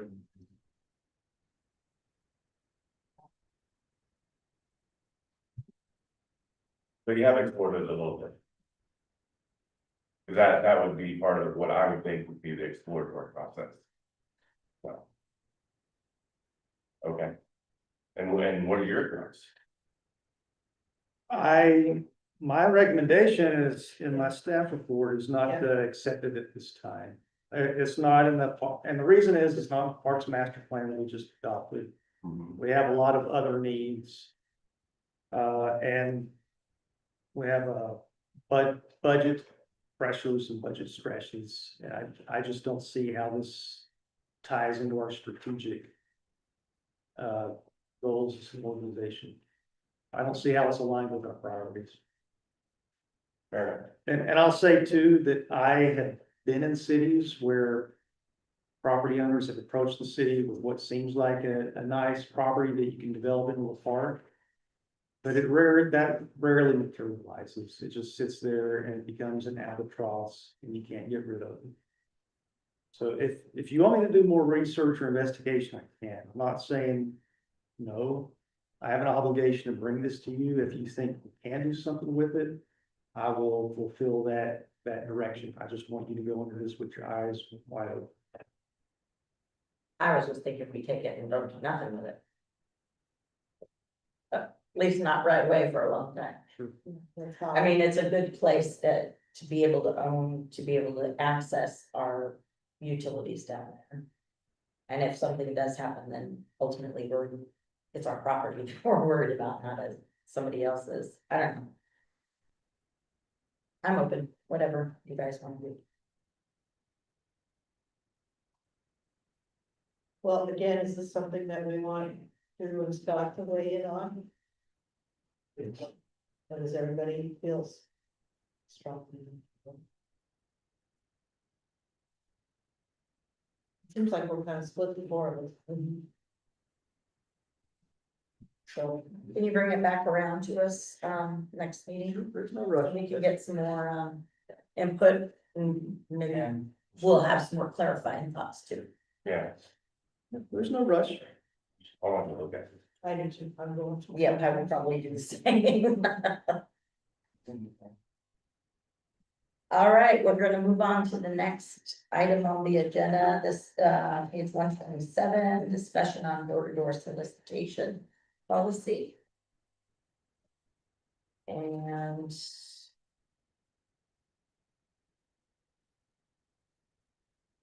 Jeremy, did you wanna give us an update on that? Yes, ma'am. So I ran this by our legal counsel. Our legal counsel's advice was the ordinance, it's in your packet, which is what we brought to council, what you all have been working on. Would likely violate state and federal constitutional protections regarding free speech. If we cut out the requirements for the permits and the fees for door-to-door solicitors, everything else will be fine. It's just the permits and the fees that would be violations of free speech rights. We can't get a permit for free speech and can't get it, charge people for free speech. So You can reduce the hours, so currently it reads. What's currently on the books is 9 AM to 9 PM, you can change that from 9 AM to 6 PM. Oh, please do not let anybody come knock to my door unless it's the Amazon guy delivering. And you can change the sign to the 3 by 5 inches, you can do that. I'd like to change time. I don't know about you guys, but I don't want somebody. Well, we already kind of did that, right? We reworked all of the details. Till 9 PM, you guys start. No, that's- Oh, It was, currently it's 9 AM to 9 PM, what the I think council, 9 to begin. what the council wants to do is change it from 9 AM to 6 PM. I think you should maybe go to 7, maybe 7:38, but I wouldn't go past that. And the only reason I said is in the summertime, when the weather is good, it stays light pretty late.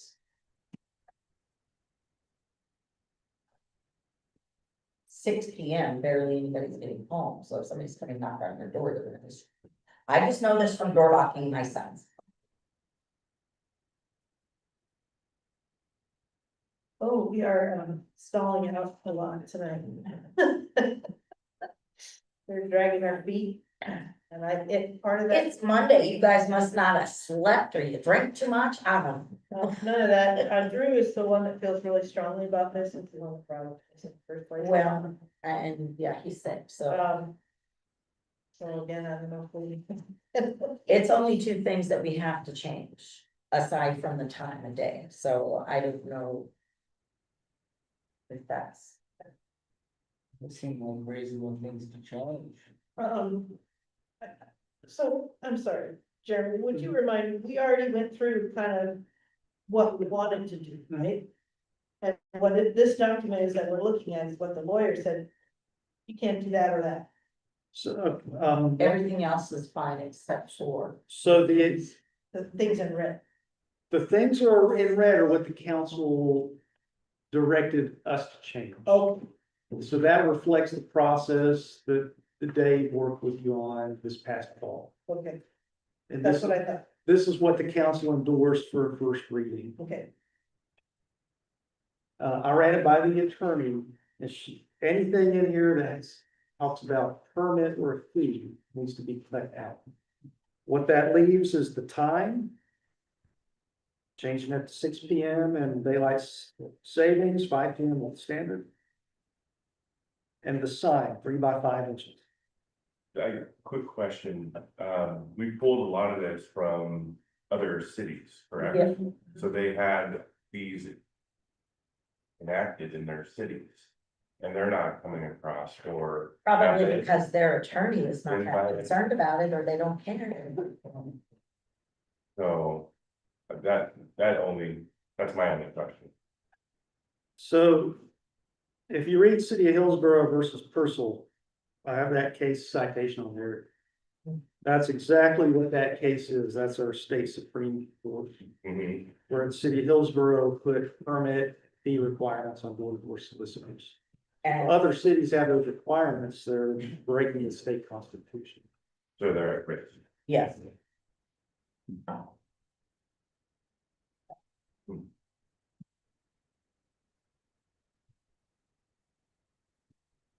So they had I don't know why ever we did get count 6 somebody PM out though, of. that's, it's screwed, but that's. I think people eat dinner that want to be disturbed. But At like, 7, yeah, 7 or 8 o'clock, like reason. well, are we good with it, or do you You guys need us want to to make change a the motion. sign? I'd like to know what how the council would like me to proceed. Well, I think we need to take out the fees and take out everything that's illegal. And Otherwise- that would be a good stuff. Why leave it as this, right? No, there's no point in it, so. I think take those things out and then let's get it done. Okay, we'll take them things out and get her done. Everybody in agreement with that? Yeah. Yeah. Sure. Sure.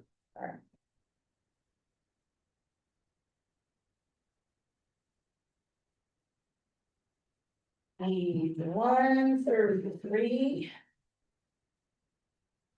Local option levy updates. Did you wanna do the update? Sure. So I added the article that, Dave wrote for the Ferry Street News, because that is a newsletter that is going out.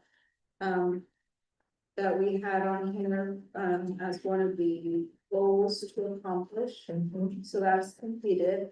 And, we know that for utility bill inserts, we need at least 145 days. So if either council directs staff to write the newsletter, or if council wants to write something for that bill insert letter, we will need to program it on which months, you would like to get that insert in, so that we can determine the 45 days, so that we can get it in. So if you have an idea of what months you think is a good idea, or do you wanna space it out? That's what we need to know, so that we can determine the 45-day lead time. Back. Yeah, We definitely probably wanna start doing that in like May, June. if you wanna start Or in we can May, do one and then skip and do another and then. Something like that too. so Ferry Street News, should be going out probably this week, which already has that article. So if you really wanna wait until June to get the next bill insert, we can get that 45 days. And then either one of you write something that you want to include, or staff, that's your direction. Who wants to write something, because I don't wanna bug staff again. I can write something, we can get together and write some things, somebody can write portions. And then send it off and the next person, I mean, And this is a one pager, so it's nothing daunting. I mean, if we were able to get together, put something together, I feel good about it. So what's the deadline on that? What's? when do you need Put it by? dates in, yeah. So, I will let you know at the next council meeting, the exact date that I need it by, Okay, thank you. because I need to talk with Ricky so that we can get it into the June, bill. Okay. I'll be laying in bed on my butt, so I can type anything and email it, but I won't be here. That's why we Zoom. You two can have the Zooms. Right on. Okay, so we can figure that out. About that. Thank you for your work on that. Yeah, thank you so much.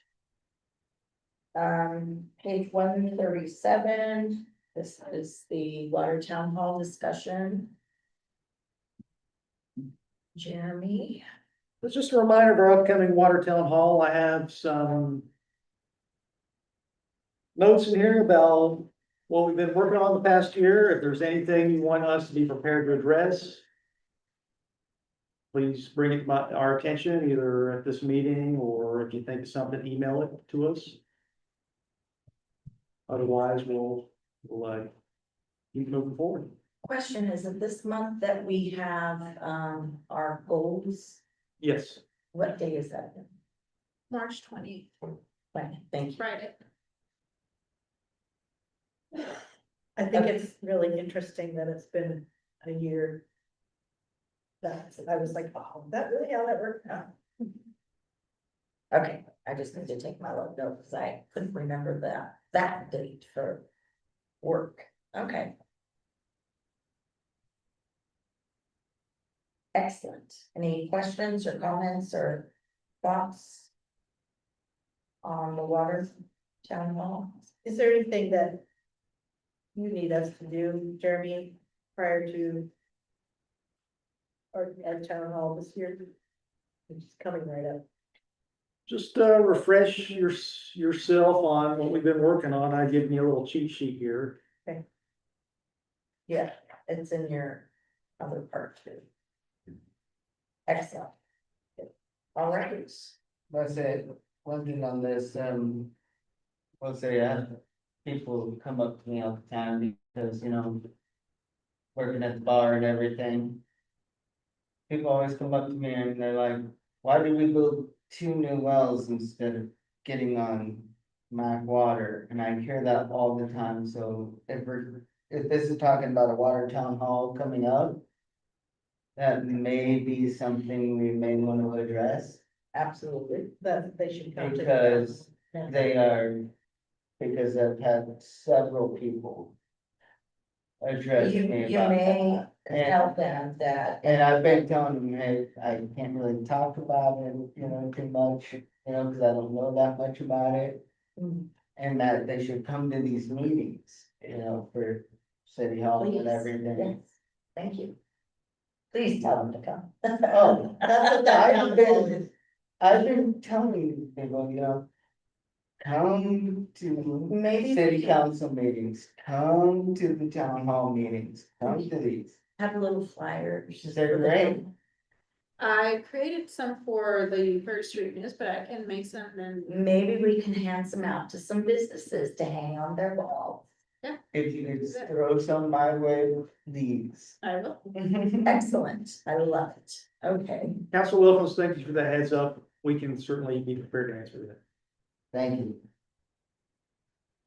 all right. Yeah, let's move on. Page 139, this is a joint work session proposal with the Yamhill County Board of Commissioners concerning the Dayton land lease. Anybody have thoughts, concerns, or any objections to that? So I just had a question, that asked, the city council wants staff to hold a joint work session. Is that, and then at the top, it was Yamhill County is asked to meet jointly with the Dayton City Council. Is it council or staff? That should read, do you want us to schedule? I thought so, I just wanted to make sure. Thank you. I'm a personal yes. I am for scheduled weeks. Yeah, I think so. This place, Yeah. so. Give you dates and times in May that work. Yes, please. Mine's anytime before the 9th and anytime after the 18th. Let me write this down. Nothing on the 19th. We're in May, right? Yes. Say that again. Anytime before the 9th. Or after the 18th. I'm open. I think I'm open pretty much any day except for the 19th. Whatever we want. Yeah, no, I'm not coming on that. Is everybody else flexible within? I'm fairly flexible. So. I'm not really available, like, I don't know, 18 to 25 that week. 1825, no.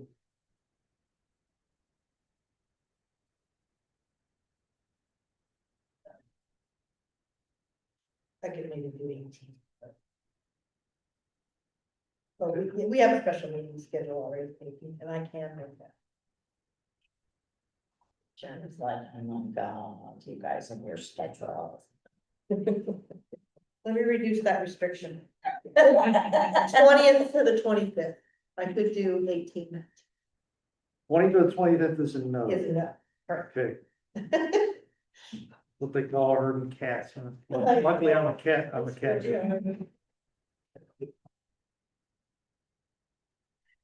I believe the board meets in the mornings. If they have to do a morning meeting, is that something we can work around? I can do it. Yeah, as long as I know in advance, I could work it through. I'll just be out of state the 9th to the 17th. Okay. He's looking to relocate. I'm teasing. He's running on us, he's running on us. All right, I'll let you know. Excellent. Okay. Thank you, Karen. That, Page 141, similar thing, Jeremy pulled off some days for this as well. We're gonna do, council training in May and June, that way, some of the newer counselors can learn some of the stuff that we are and are not supposed to do as counselors.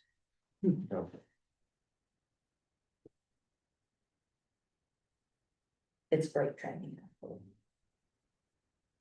So, did you want us to put out some dates for that? You said May, June, or you just wanna bring it down the line?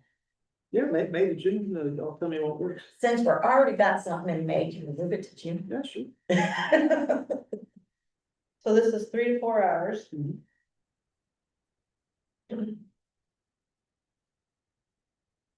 I'd suggest holding it either in the morning or afternoon, so that everybody's energy level is still good.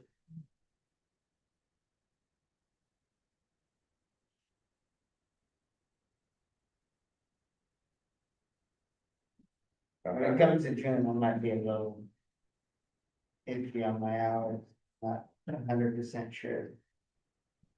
I still have some things to work out with, my college. I think most of anything for me in June is fine. There, I've got no restrictions at this time. Okay.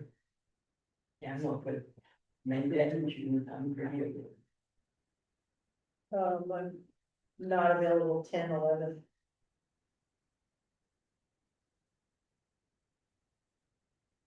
Oh, and I'm not available on the 17th. Oh, That's drag that one. So I'd like to ensure we have 100% participation in this. So if folks still need to work out some some scheduling stuff, could we have that firmed up within the next 2 weeks? Is that feasible? Another thing to do, Jeremy, might be, Might be able to. give us a few options and people. Like a say Survey yes, Monkey? no. Yeah, the Survey Monkey. Not available, you know. All of these work for me, no, yes. I think that's an efficient way to do it. Meeting, yep, we could.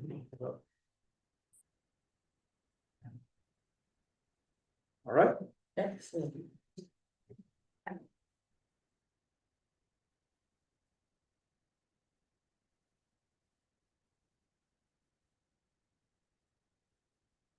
All right. I'm going to move on to council comments and concerns.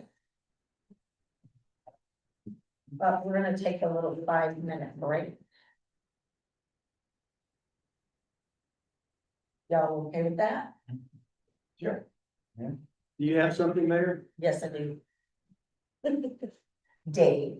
I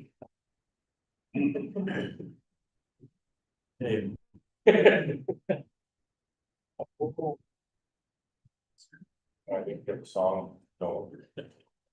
I hope not. Yeah, thank you very much. I see you. We got. Hey, let's see you. You caused us to have cake. That's awesome. Thank you all. No, that's great. Wow.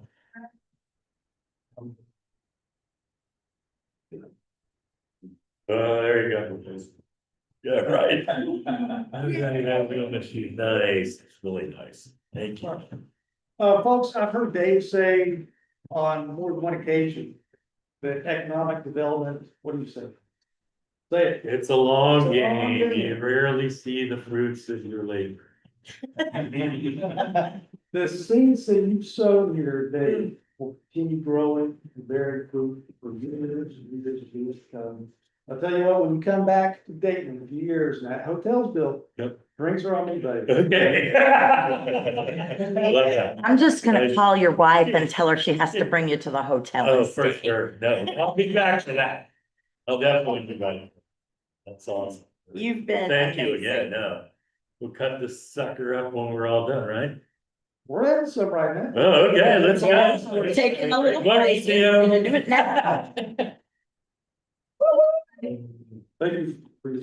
Yeah, absolutely. Let me get away from the knife. Right. My You're poor gonna be guys careful. keeps. What do you think? knives out. Well, we get- Nice small slices, right? Like. Yeah. Oh, see, I just need Vanessa here, cause she does. all- Yeah, she's just- so- Yeah, exactly. There you go. But since we're taking. That's a good point. I like that as well. Fruit is important. Good, wife. Counselor. There you go. Yeah, you can now say you're having something. All right. We'll slice it like so. Last one standing, huh? Okay. Perfect, thank you. As I do the deal, okay?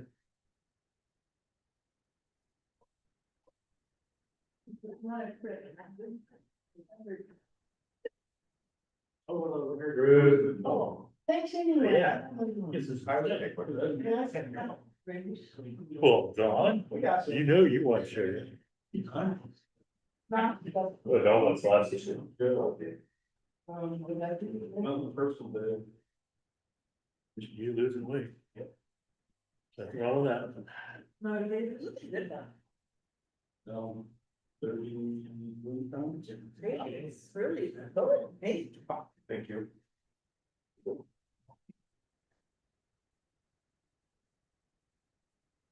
Yeah.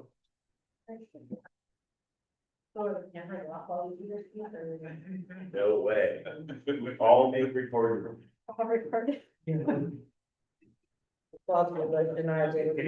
I didn't navigate tonight.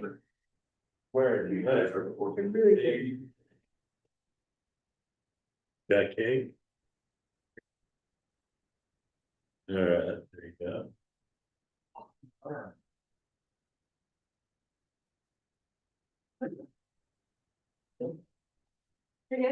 Bring it in. Oh, there you go. It was good. Now we're all gonna have a sugar high and I'll be able to sleep. Look here. Did you know that? I'm good, yeah. Oh. Your size and that's it. Is it? No, Good. You know. Perfect. Dave, have you eaten any cake? I am about to eat cake. What could be cake? Wow, really good. It is good. Is that raw? What was the? Red wine? Yeah. Now you guys are gonna have to wait for days. Yeah, I In know. the office. Oh, you believe it. Public Works. No problem. Gone by noon. But true. Oh, yeah. That's how it was in the faculty. And I said, man, one of the poison that faculty you bring in, there were the boxes. So who in Dayton is the Fluffy? Fluffy, Gabriel Iglesias, comedian known as Fluffy, loves cake. Or people would bring cakes to his concerts. Oh. Is there a cake fanatic in the city of Dayton? One who would have people bringing cakes to them? Somebody would have to like cake a lot. Yeah. They have to like cake as much as I Well, I know a couple of big guys that like cake like that. like. I'm not fat, I'm fluffy. That was his tagline. Healthy, husky, hefty. That's what my boss calls me, I'll say, man. That's awesome. I think that's by the salary. No. Not fat. Thank you. I'm loving my whole. Good. Yeah. Totally. Possibly. Yeah. Yeah. Yeah, it's very light. I buy one other piece. It's good. Thank you. Thank you. Got my sugar high today. We're not eating chocolate, this is darn good. And so good. They all got to. It's chocolate, I mean, dessert is chocolate. Fruit business is happening. Yeah. I usually cut. Like, on my birthday, I didn't have a cake, I had a chicken. Mm-hmm. Well, actually, I called You just had a birthday. it. It was that half minute birthday, right?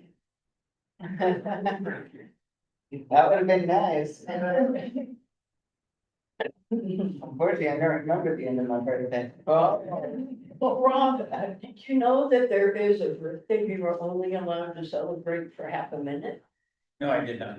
It's the one that comes after 31, Yes. the 32nd birthday. Oh, 36. Although if you go another 30 years, you go for a full. Yeah, the 62nd birthday. That's my next one. Oh, well, congratulations. Remember, only a minute, only get to celebrate for a minute.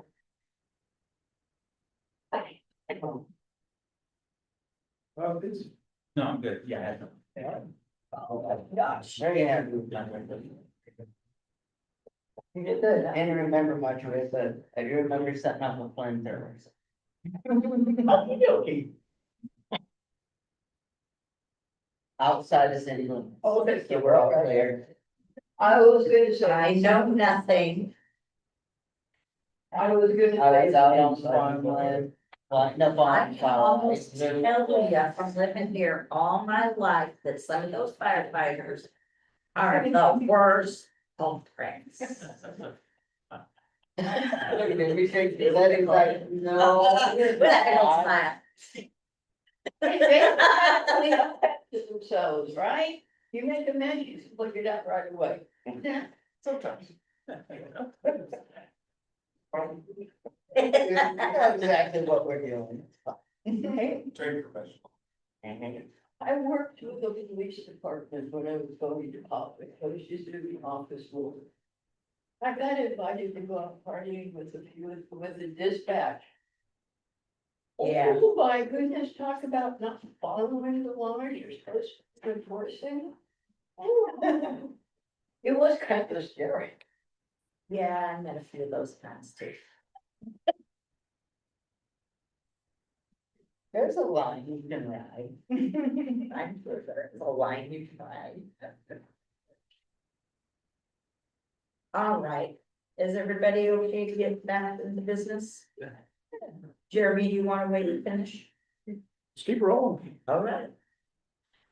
Well, hot diggity, we'll start with, Counselor Peterson, for any comments or concerns? Well, two things. One, I'm, just starting to plan to create a reception for Dave. Wanted to start with us, me working with him to find a date that works for him and family, and then we'll, just kind of, Excellent.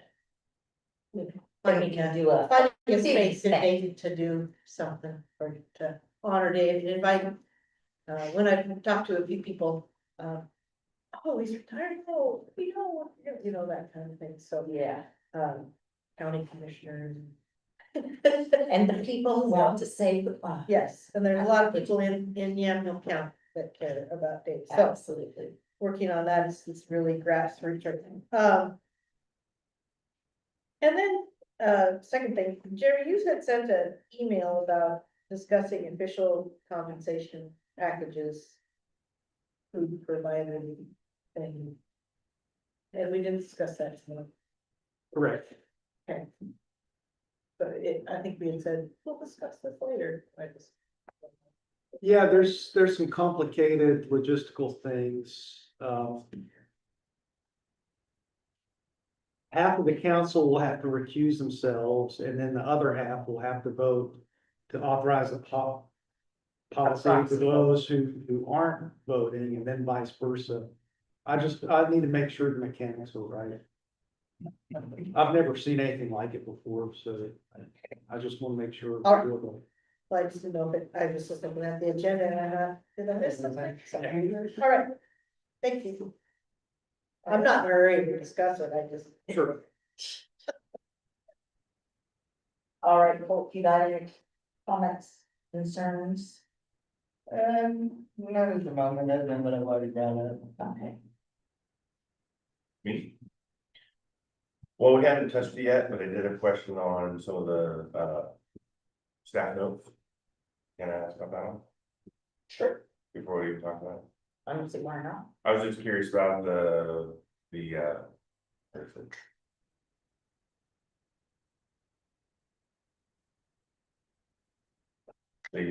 The footbridge and the mainline separation. How the heck is that? Don's got a whole big thing he'll tell you. Okay, that one was just. Holy moly. Okay, Yeah. other than that. Pretty sure that's what he said. Other than that, just kind of updates on some of the event stuff that I've been working on. Cinco de Mayo is rolling along smoothly right now. I've got several applicants already in. I'm working with getting insurances for the booths and for the vendors, food trucks and whatnot. Parade's moving along smoothly. There's been some interest in a possible Dayton Stars and Stripes Day parade.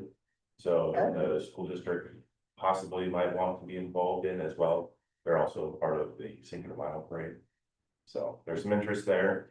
Golf tournament is gaining some speed. We've got about six. I think there's 6 members right now, unofficial volunteer members, putting that together. Our forms are almost completed for sponsors and flyers. There is a sponsor nonprofit that I've been in contact with and established that will help receive the raised funds that will be donating them back to the city for the fireworks show. Wow. So that has been established. See what else. The market. The farmer's market is coming along nicely. We just met on Monday. 2 other members and I just kind of look at layout of park. And we're gonna start going out and talking to some of the businesses around to try to get some input too from them. But yeah, that's moving along. It's gonna be a summer preview, so we're only gonna do again 1 a month. And we thought we'd start in May, but it's gonna be June to September. There's probably more stuff for it. Yeah, and we're thinking the last Sunday of the month, this month. So that's kind of where we're at right now. Cool. Very exciting. And again, I just want to thank city staff for everything you guys do. I call you guys a lot. And I appreciate it. Public Works, thank you guys. There's a lot of stuff you guys do, not to deal with Dave. And Dave, you'll be missed. Thank you for everything you do. I'll miss your call. And I will.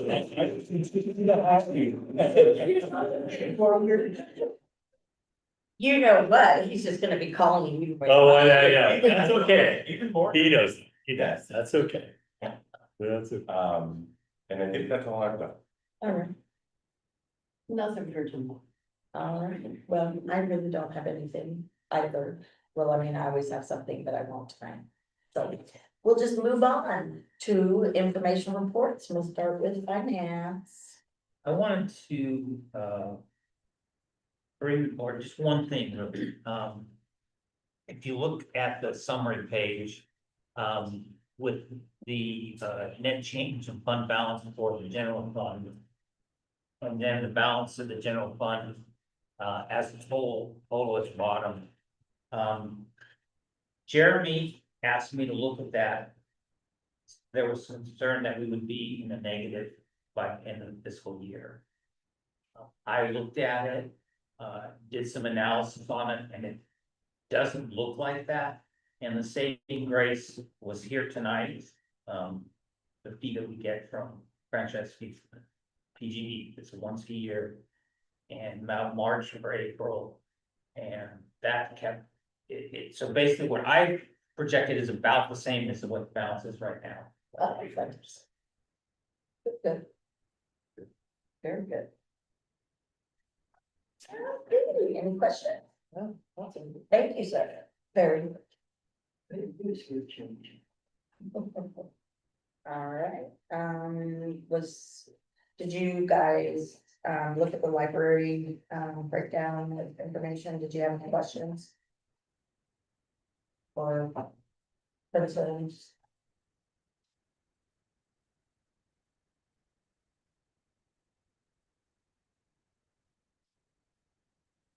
No. Nope. All right. Lucio, did you have anything you wanted to talk to us about other than the? For the TMDL report to DEQ, I just got in contact with DEQ on Friday.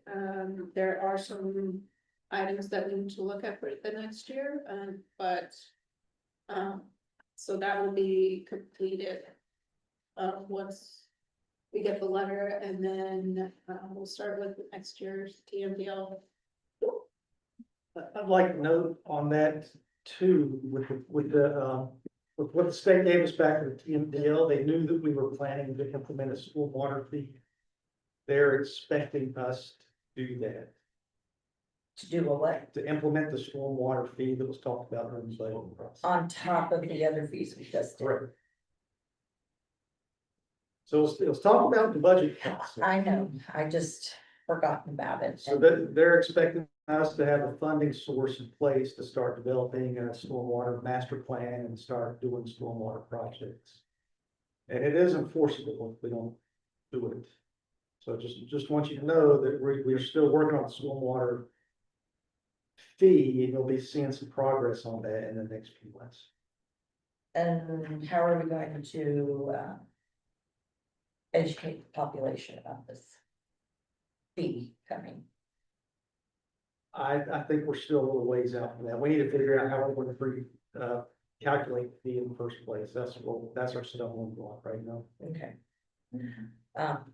Yeah, cause I think before we just put it on there, we need to do some PR work. Oh, absolutely.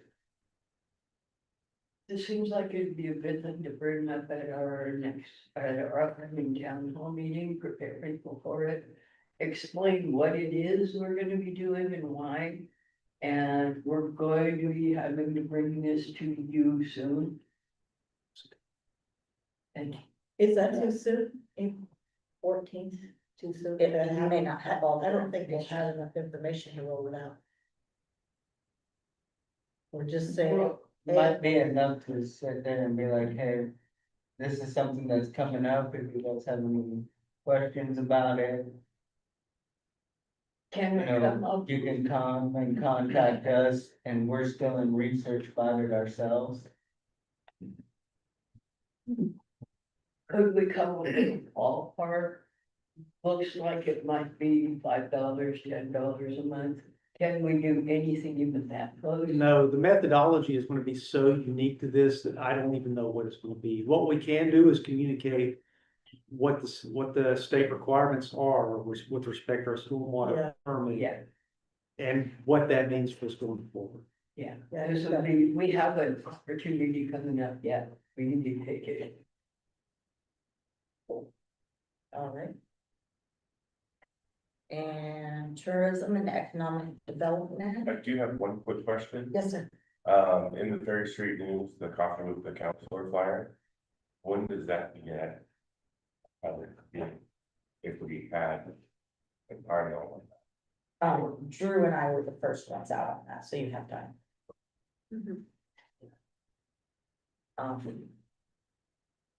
Okay. Tourism and economic development. You got anything you wanna add to what's already in the report? Yeah, just real briefly, the small cities allotment grant, I got that done last week. It's all ready to submit, ready to push the button today. And they contacted us on Friday and said they're pushing it back several more weeks before they're gonna open it up. But because, like I had mentioned before, I've been able to populate it already.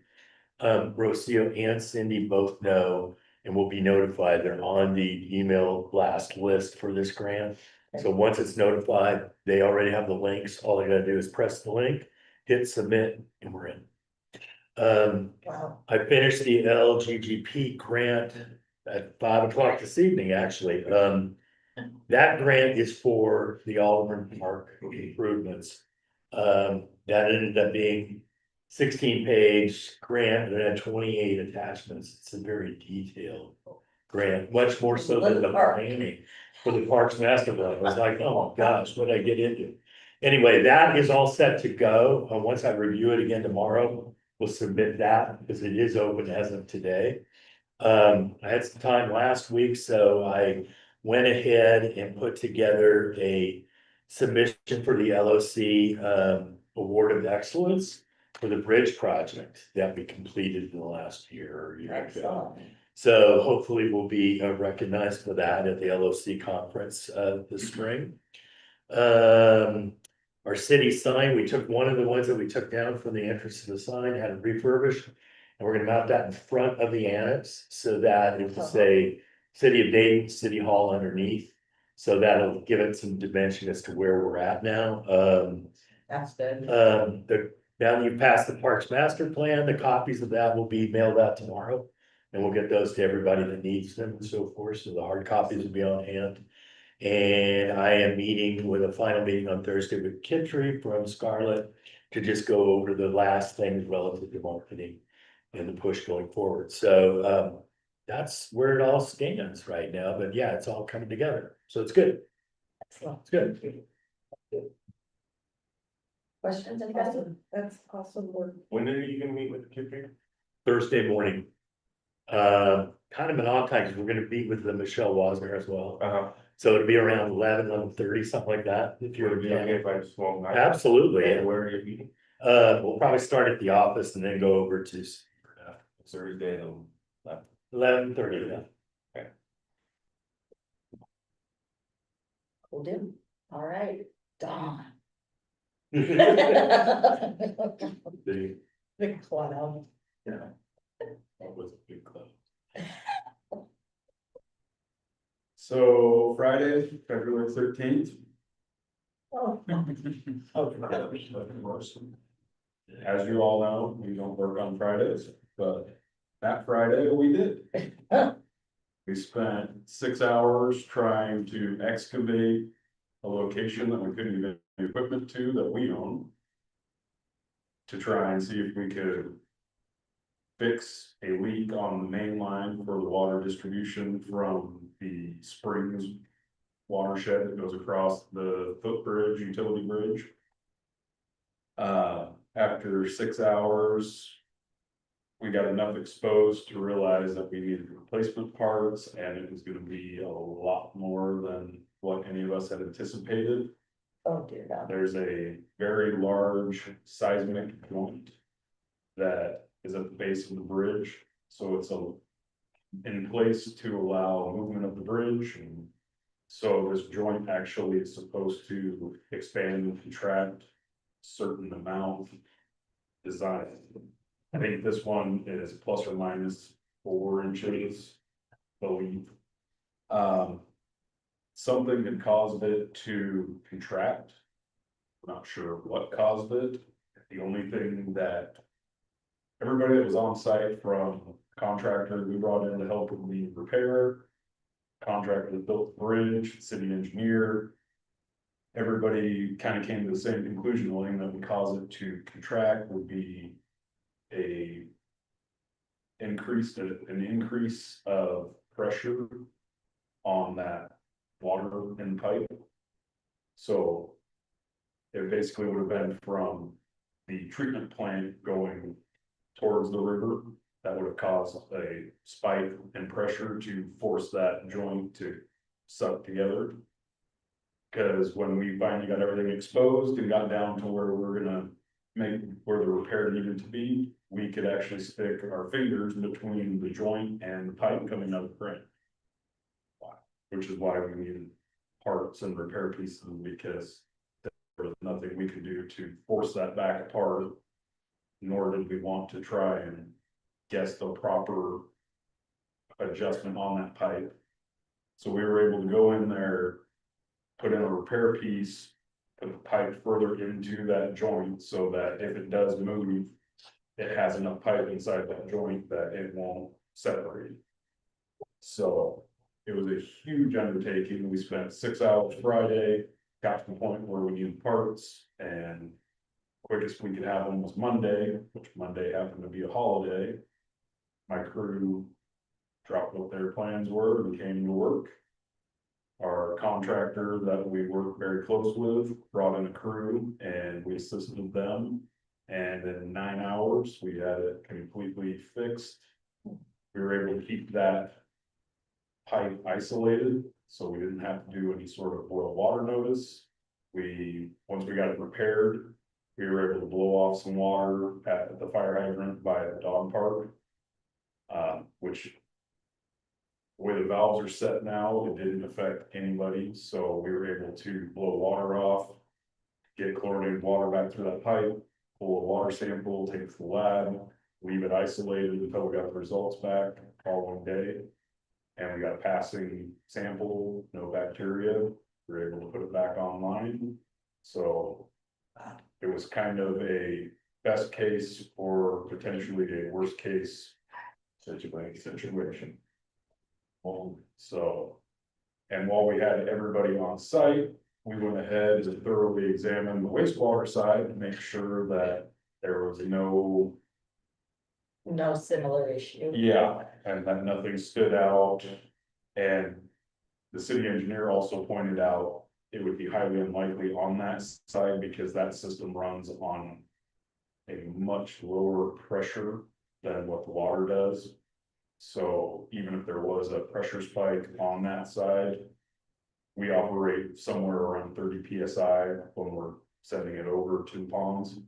So it would take a huge spike that we're not even sure our pumps could create to cause that on the wastewater side. So everybody was pretty confident after inspecting it and discussing logistics that were okay on that side, but yeah, that was 2 days of pure excitement and holding our breaths and hoping for best case. So, wow. Thank you. Yeah. A small. Thank you, your crew and everybody involved. Yeah. Yeah. Now, explain business. Good news. So this is still. When this project was bid out, it was required in the. Contract, I guess, of proposals that it had to carry a 2-year warranty.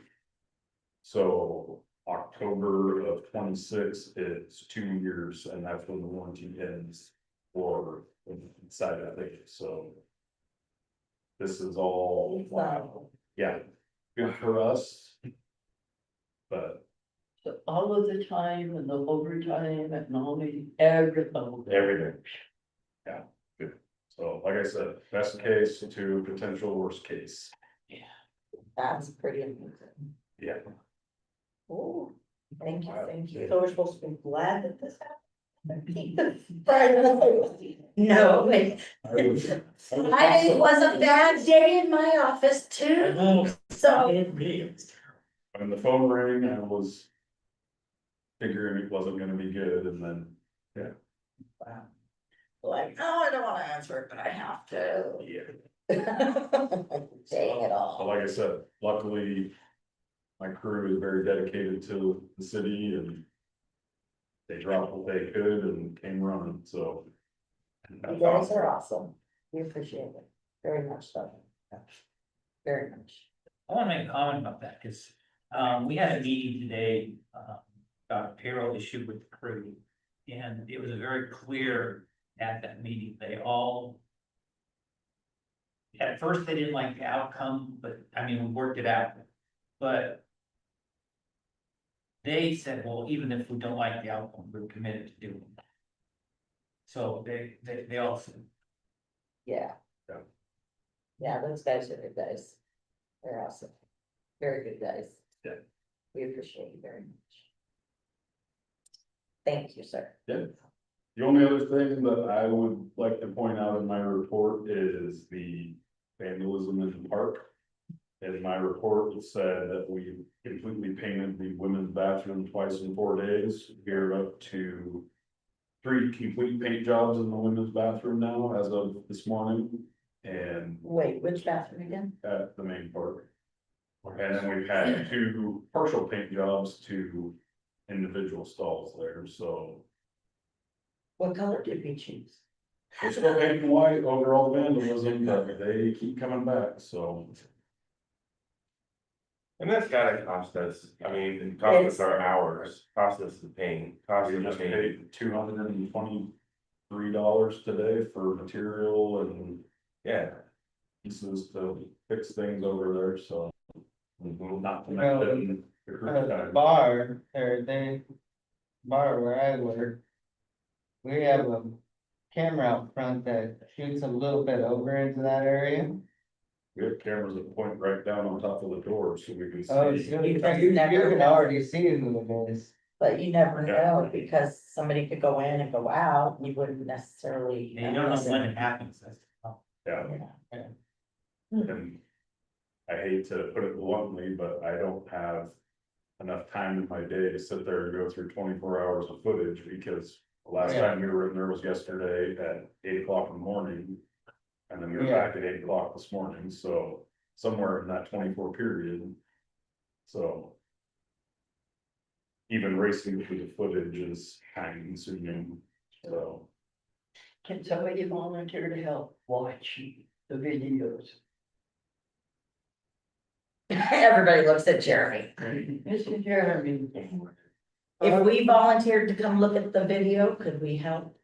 Give me a call, talk about Okay. All right, hot diggity. But for that, I know some bartenders that just, when it's slow at the bar. It just like over watching videotapes, you can, like I said, we shoot over near that area anyways, so. Be nice to get the time then, yeah.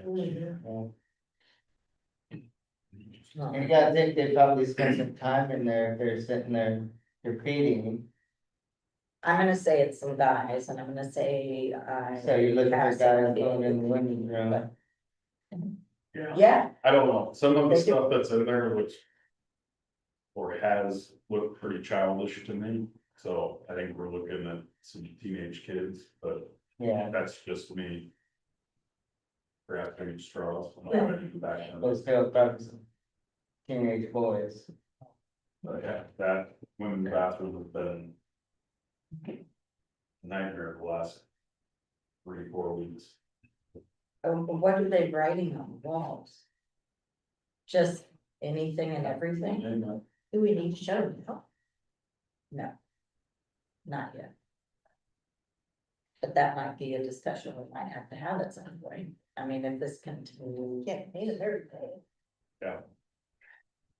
What if we just didn't paint them? I think you would probably get some. Complaints about some of the stuff written on the walls. Some pretty nasty words. Yeah. Yeah, I hate it was flying on the street there for so long. I'm sure it's that same word that was on the flag across from the fire hall. F Biden and F you for voting for him, that was up in public. But no, we shouldn't be allowing it, but this is something we gotta talk about in the levy. We don't have the money to keep repainting and repairing and all of that. Somebody is seeing this, we need to get people involved. All right, we're gonna move on now to city manager's report. Jeremy, did you want to cite anything specific? Yes, ma'am. To start with, I received an email this evening from Recology. They informed me that recycling curbside was missed today. They had some staff that were out, some internal miscommunications. They're gonna put out an automated call to customers and resume service on Wednesday. Just wanted you to be aware of what's going on. Turning over to my report. You'll recall that we spent a lot of time, since the summer, working on the integrator of record issue. That culminated in a special procurement process, which the council approved in December. We issued the request for proposals. We selected a company, was negotiate contract. We issued a notice of intent to award. We'll be conducting those contract negotiations and bringing that to you at a future meeting. That is a big win for the city to be able to lock in this kind of service. It guarantees a resilient water system. And to have somebody available on an emergency or ad basis. Moving along to the Fisher Farms project. The city planner and engineer and I had a pre-app meeting with Yamhill County Planning. Since the property is outside city limits, it's within the county, you have to have county planning approval. So we had a productive meeting with their planning department. We have initial plan review submitted to the Oregon Health Authority. It's currently under review. Within the next few weeks, we anticipate having site plan approval, which formalizes OHA's determination that the wells are viable sources to develop. After that, we'll develop construction plans once the hydrogeologist is further along. And it goes back to OHA, they give us conditional approval, then we can start construction. That's the best case scenario. If, again, the hydrogeologist study has to come back, they have well testing is going to occur in the next few months. We'll prepare a study and bring that to you. At that point, we'll decide if we'll pull the trigger or reassess. They also identified some wells that they didn't know about. Those need to be decommissioned. So I approved an amendment to our agreement to do that. And we've had ongoing conversations with two property owners about possibility for restricted easements. If those are unsuccessful, there is a procedure for us to have an exemption from that requirement. You've heard me talk about a water supply analysis and financial projection at previous meetings. I submitted an intake form of business Oregon to fund this. There's been some back and forth. Still working on that. Bottom line is I needed some updated costs from one of the consultants that I can plug in the business Oregon form. Once I have that form ready to go, I'll bring it to you for approval. And I'll also bring the request for quotes to you, so we get started hiring a consultant. And this would be to develop a long-term plan, long-term strategy for a water system to evaluate all the options on the table. As you're aware, the Mid-Willamette Valley Council of Governments is leading a regional water study project. They issued a request for proposals. All of the participating cities, including Dayton, scored those proposals. We have a follow-up meeting this week, I believe it is, to talk about who we want to bring on board. Once the COG selects somebody, we'll have a kickoff for that regional water study. This isn't costing us anything except for staff time. Also signed the scope of work with the COG for grant writing services. The U.S. Economic Development Administration has $1.45 billion of funding just for Yamhill County associated with that disaster relief funds. COG reached out to me and other cities to see if they could help us tap into some of that. We have some shovel-ready projects. I'll send it to the COG so they can get working on the grants applications for that. And these are very time-consuming applications. I'm estimating between $10,000 and $20,000 in planning fees. If we use that, if we could leverage that into getting a couple $1 million in grants, I think it's worth it. But some public outreach may be required, and of course, your review and approval will be required. And then lastly, with our infrastructure, GSI is completing the annual groundwater monitoring for wells. Moving on to economic vitality, goal B. At the previous meeting, we talked about development proposed text amendments, working with the city attorney to work, factor in some of the comments that you had, as well as some possible amendments to the SDC credit process, which only applies currently to residential development. On your goal C, we contacted ODOT on behalf of the citizen whose house was damaged on Highway 221. Sergeant Eubanks talked about that. You can see they installed delineators. They did say that guardrails are not appropriate for that curve. I'm working on the open burning ordinance. On your goal D, I had a few citizen comments or contacts. The extension service has scheduled a food preservation class here at the community center in our kitchen in August. On the goal E, the city hall move is substantially complete. We just have a few little things that we're tweaking. It's 99% done. We've received numerous responses for our city hall and library study. Our staff are conducting interviews this week, and we should have somebody recommend you soon. I'm renegotiating franchise with Zipley. Completed employee one-on-ones. I've forwarded everybody the results from those one-on-ones. The biggest things were compensation, then also better communicating how individual efforts tie into the picture. I have a draft new employee handbook completed.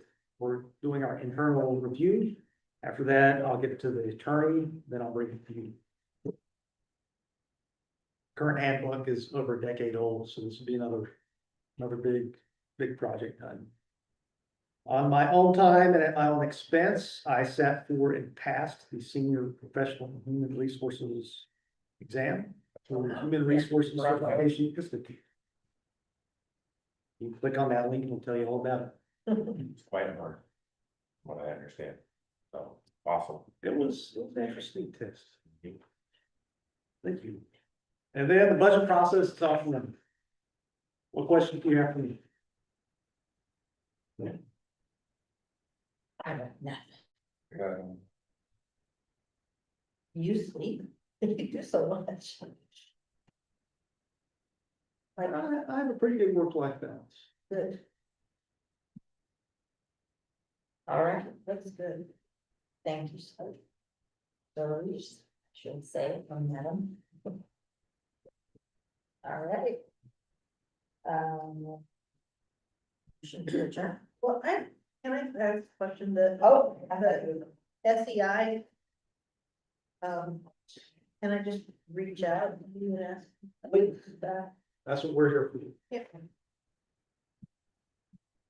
And I just want to say that the city hall, the new model is fantastic. By the way. Yeah, it is. They did a great job. Thank you. That's good. Yeah. My husband was quite impressed. Good. The only thing he didn't say was, where's the door? When was you? Are we adjourning? So moved. Thank you. We are adjourned 8:54. 8:54. Yours good. Years ago.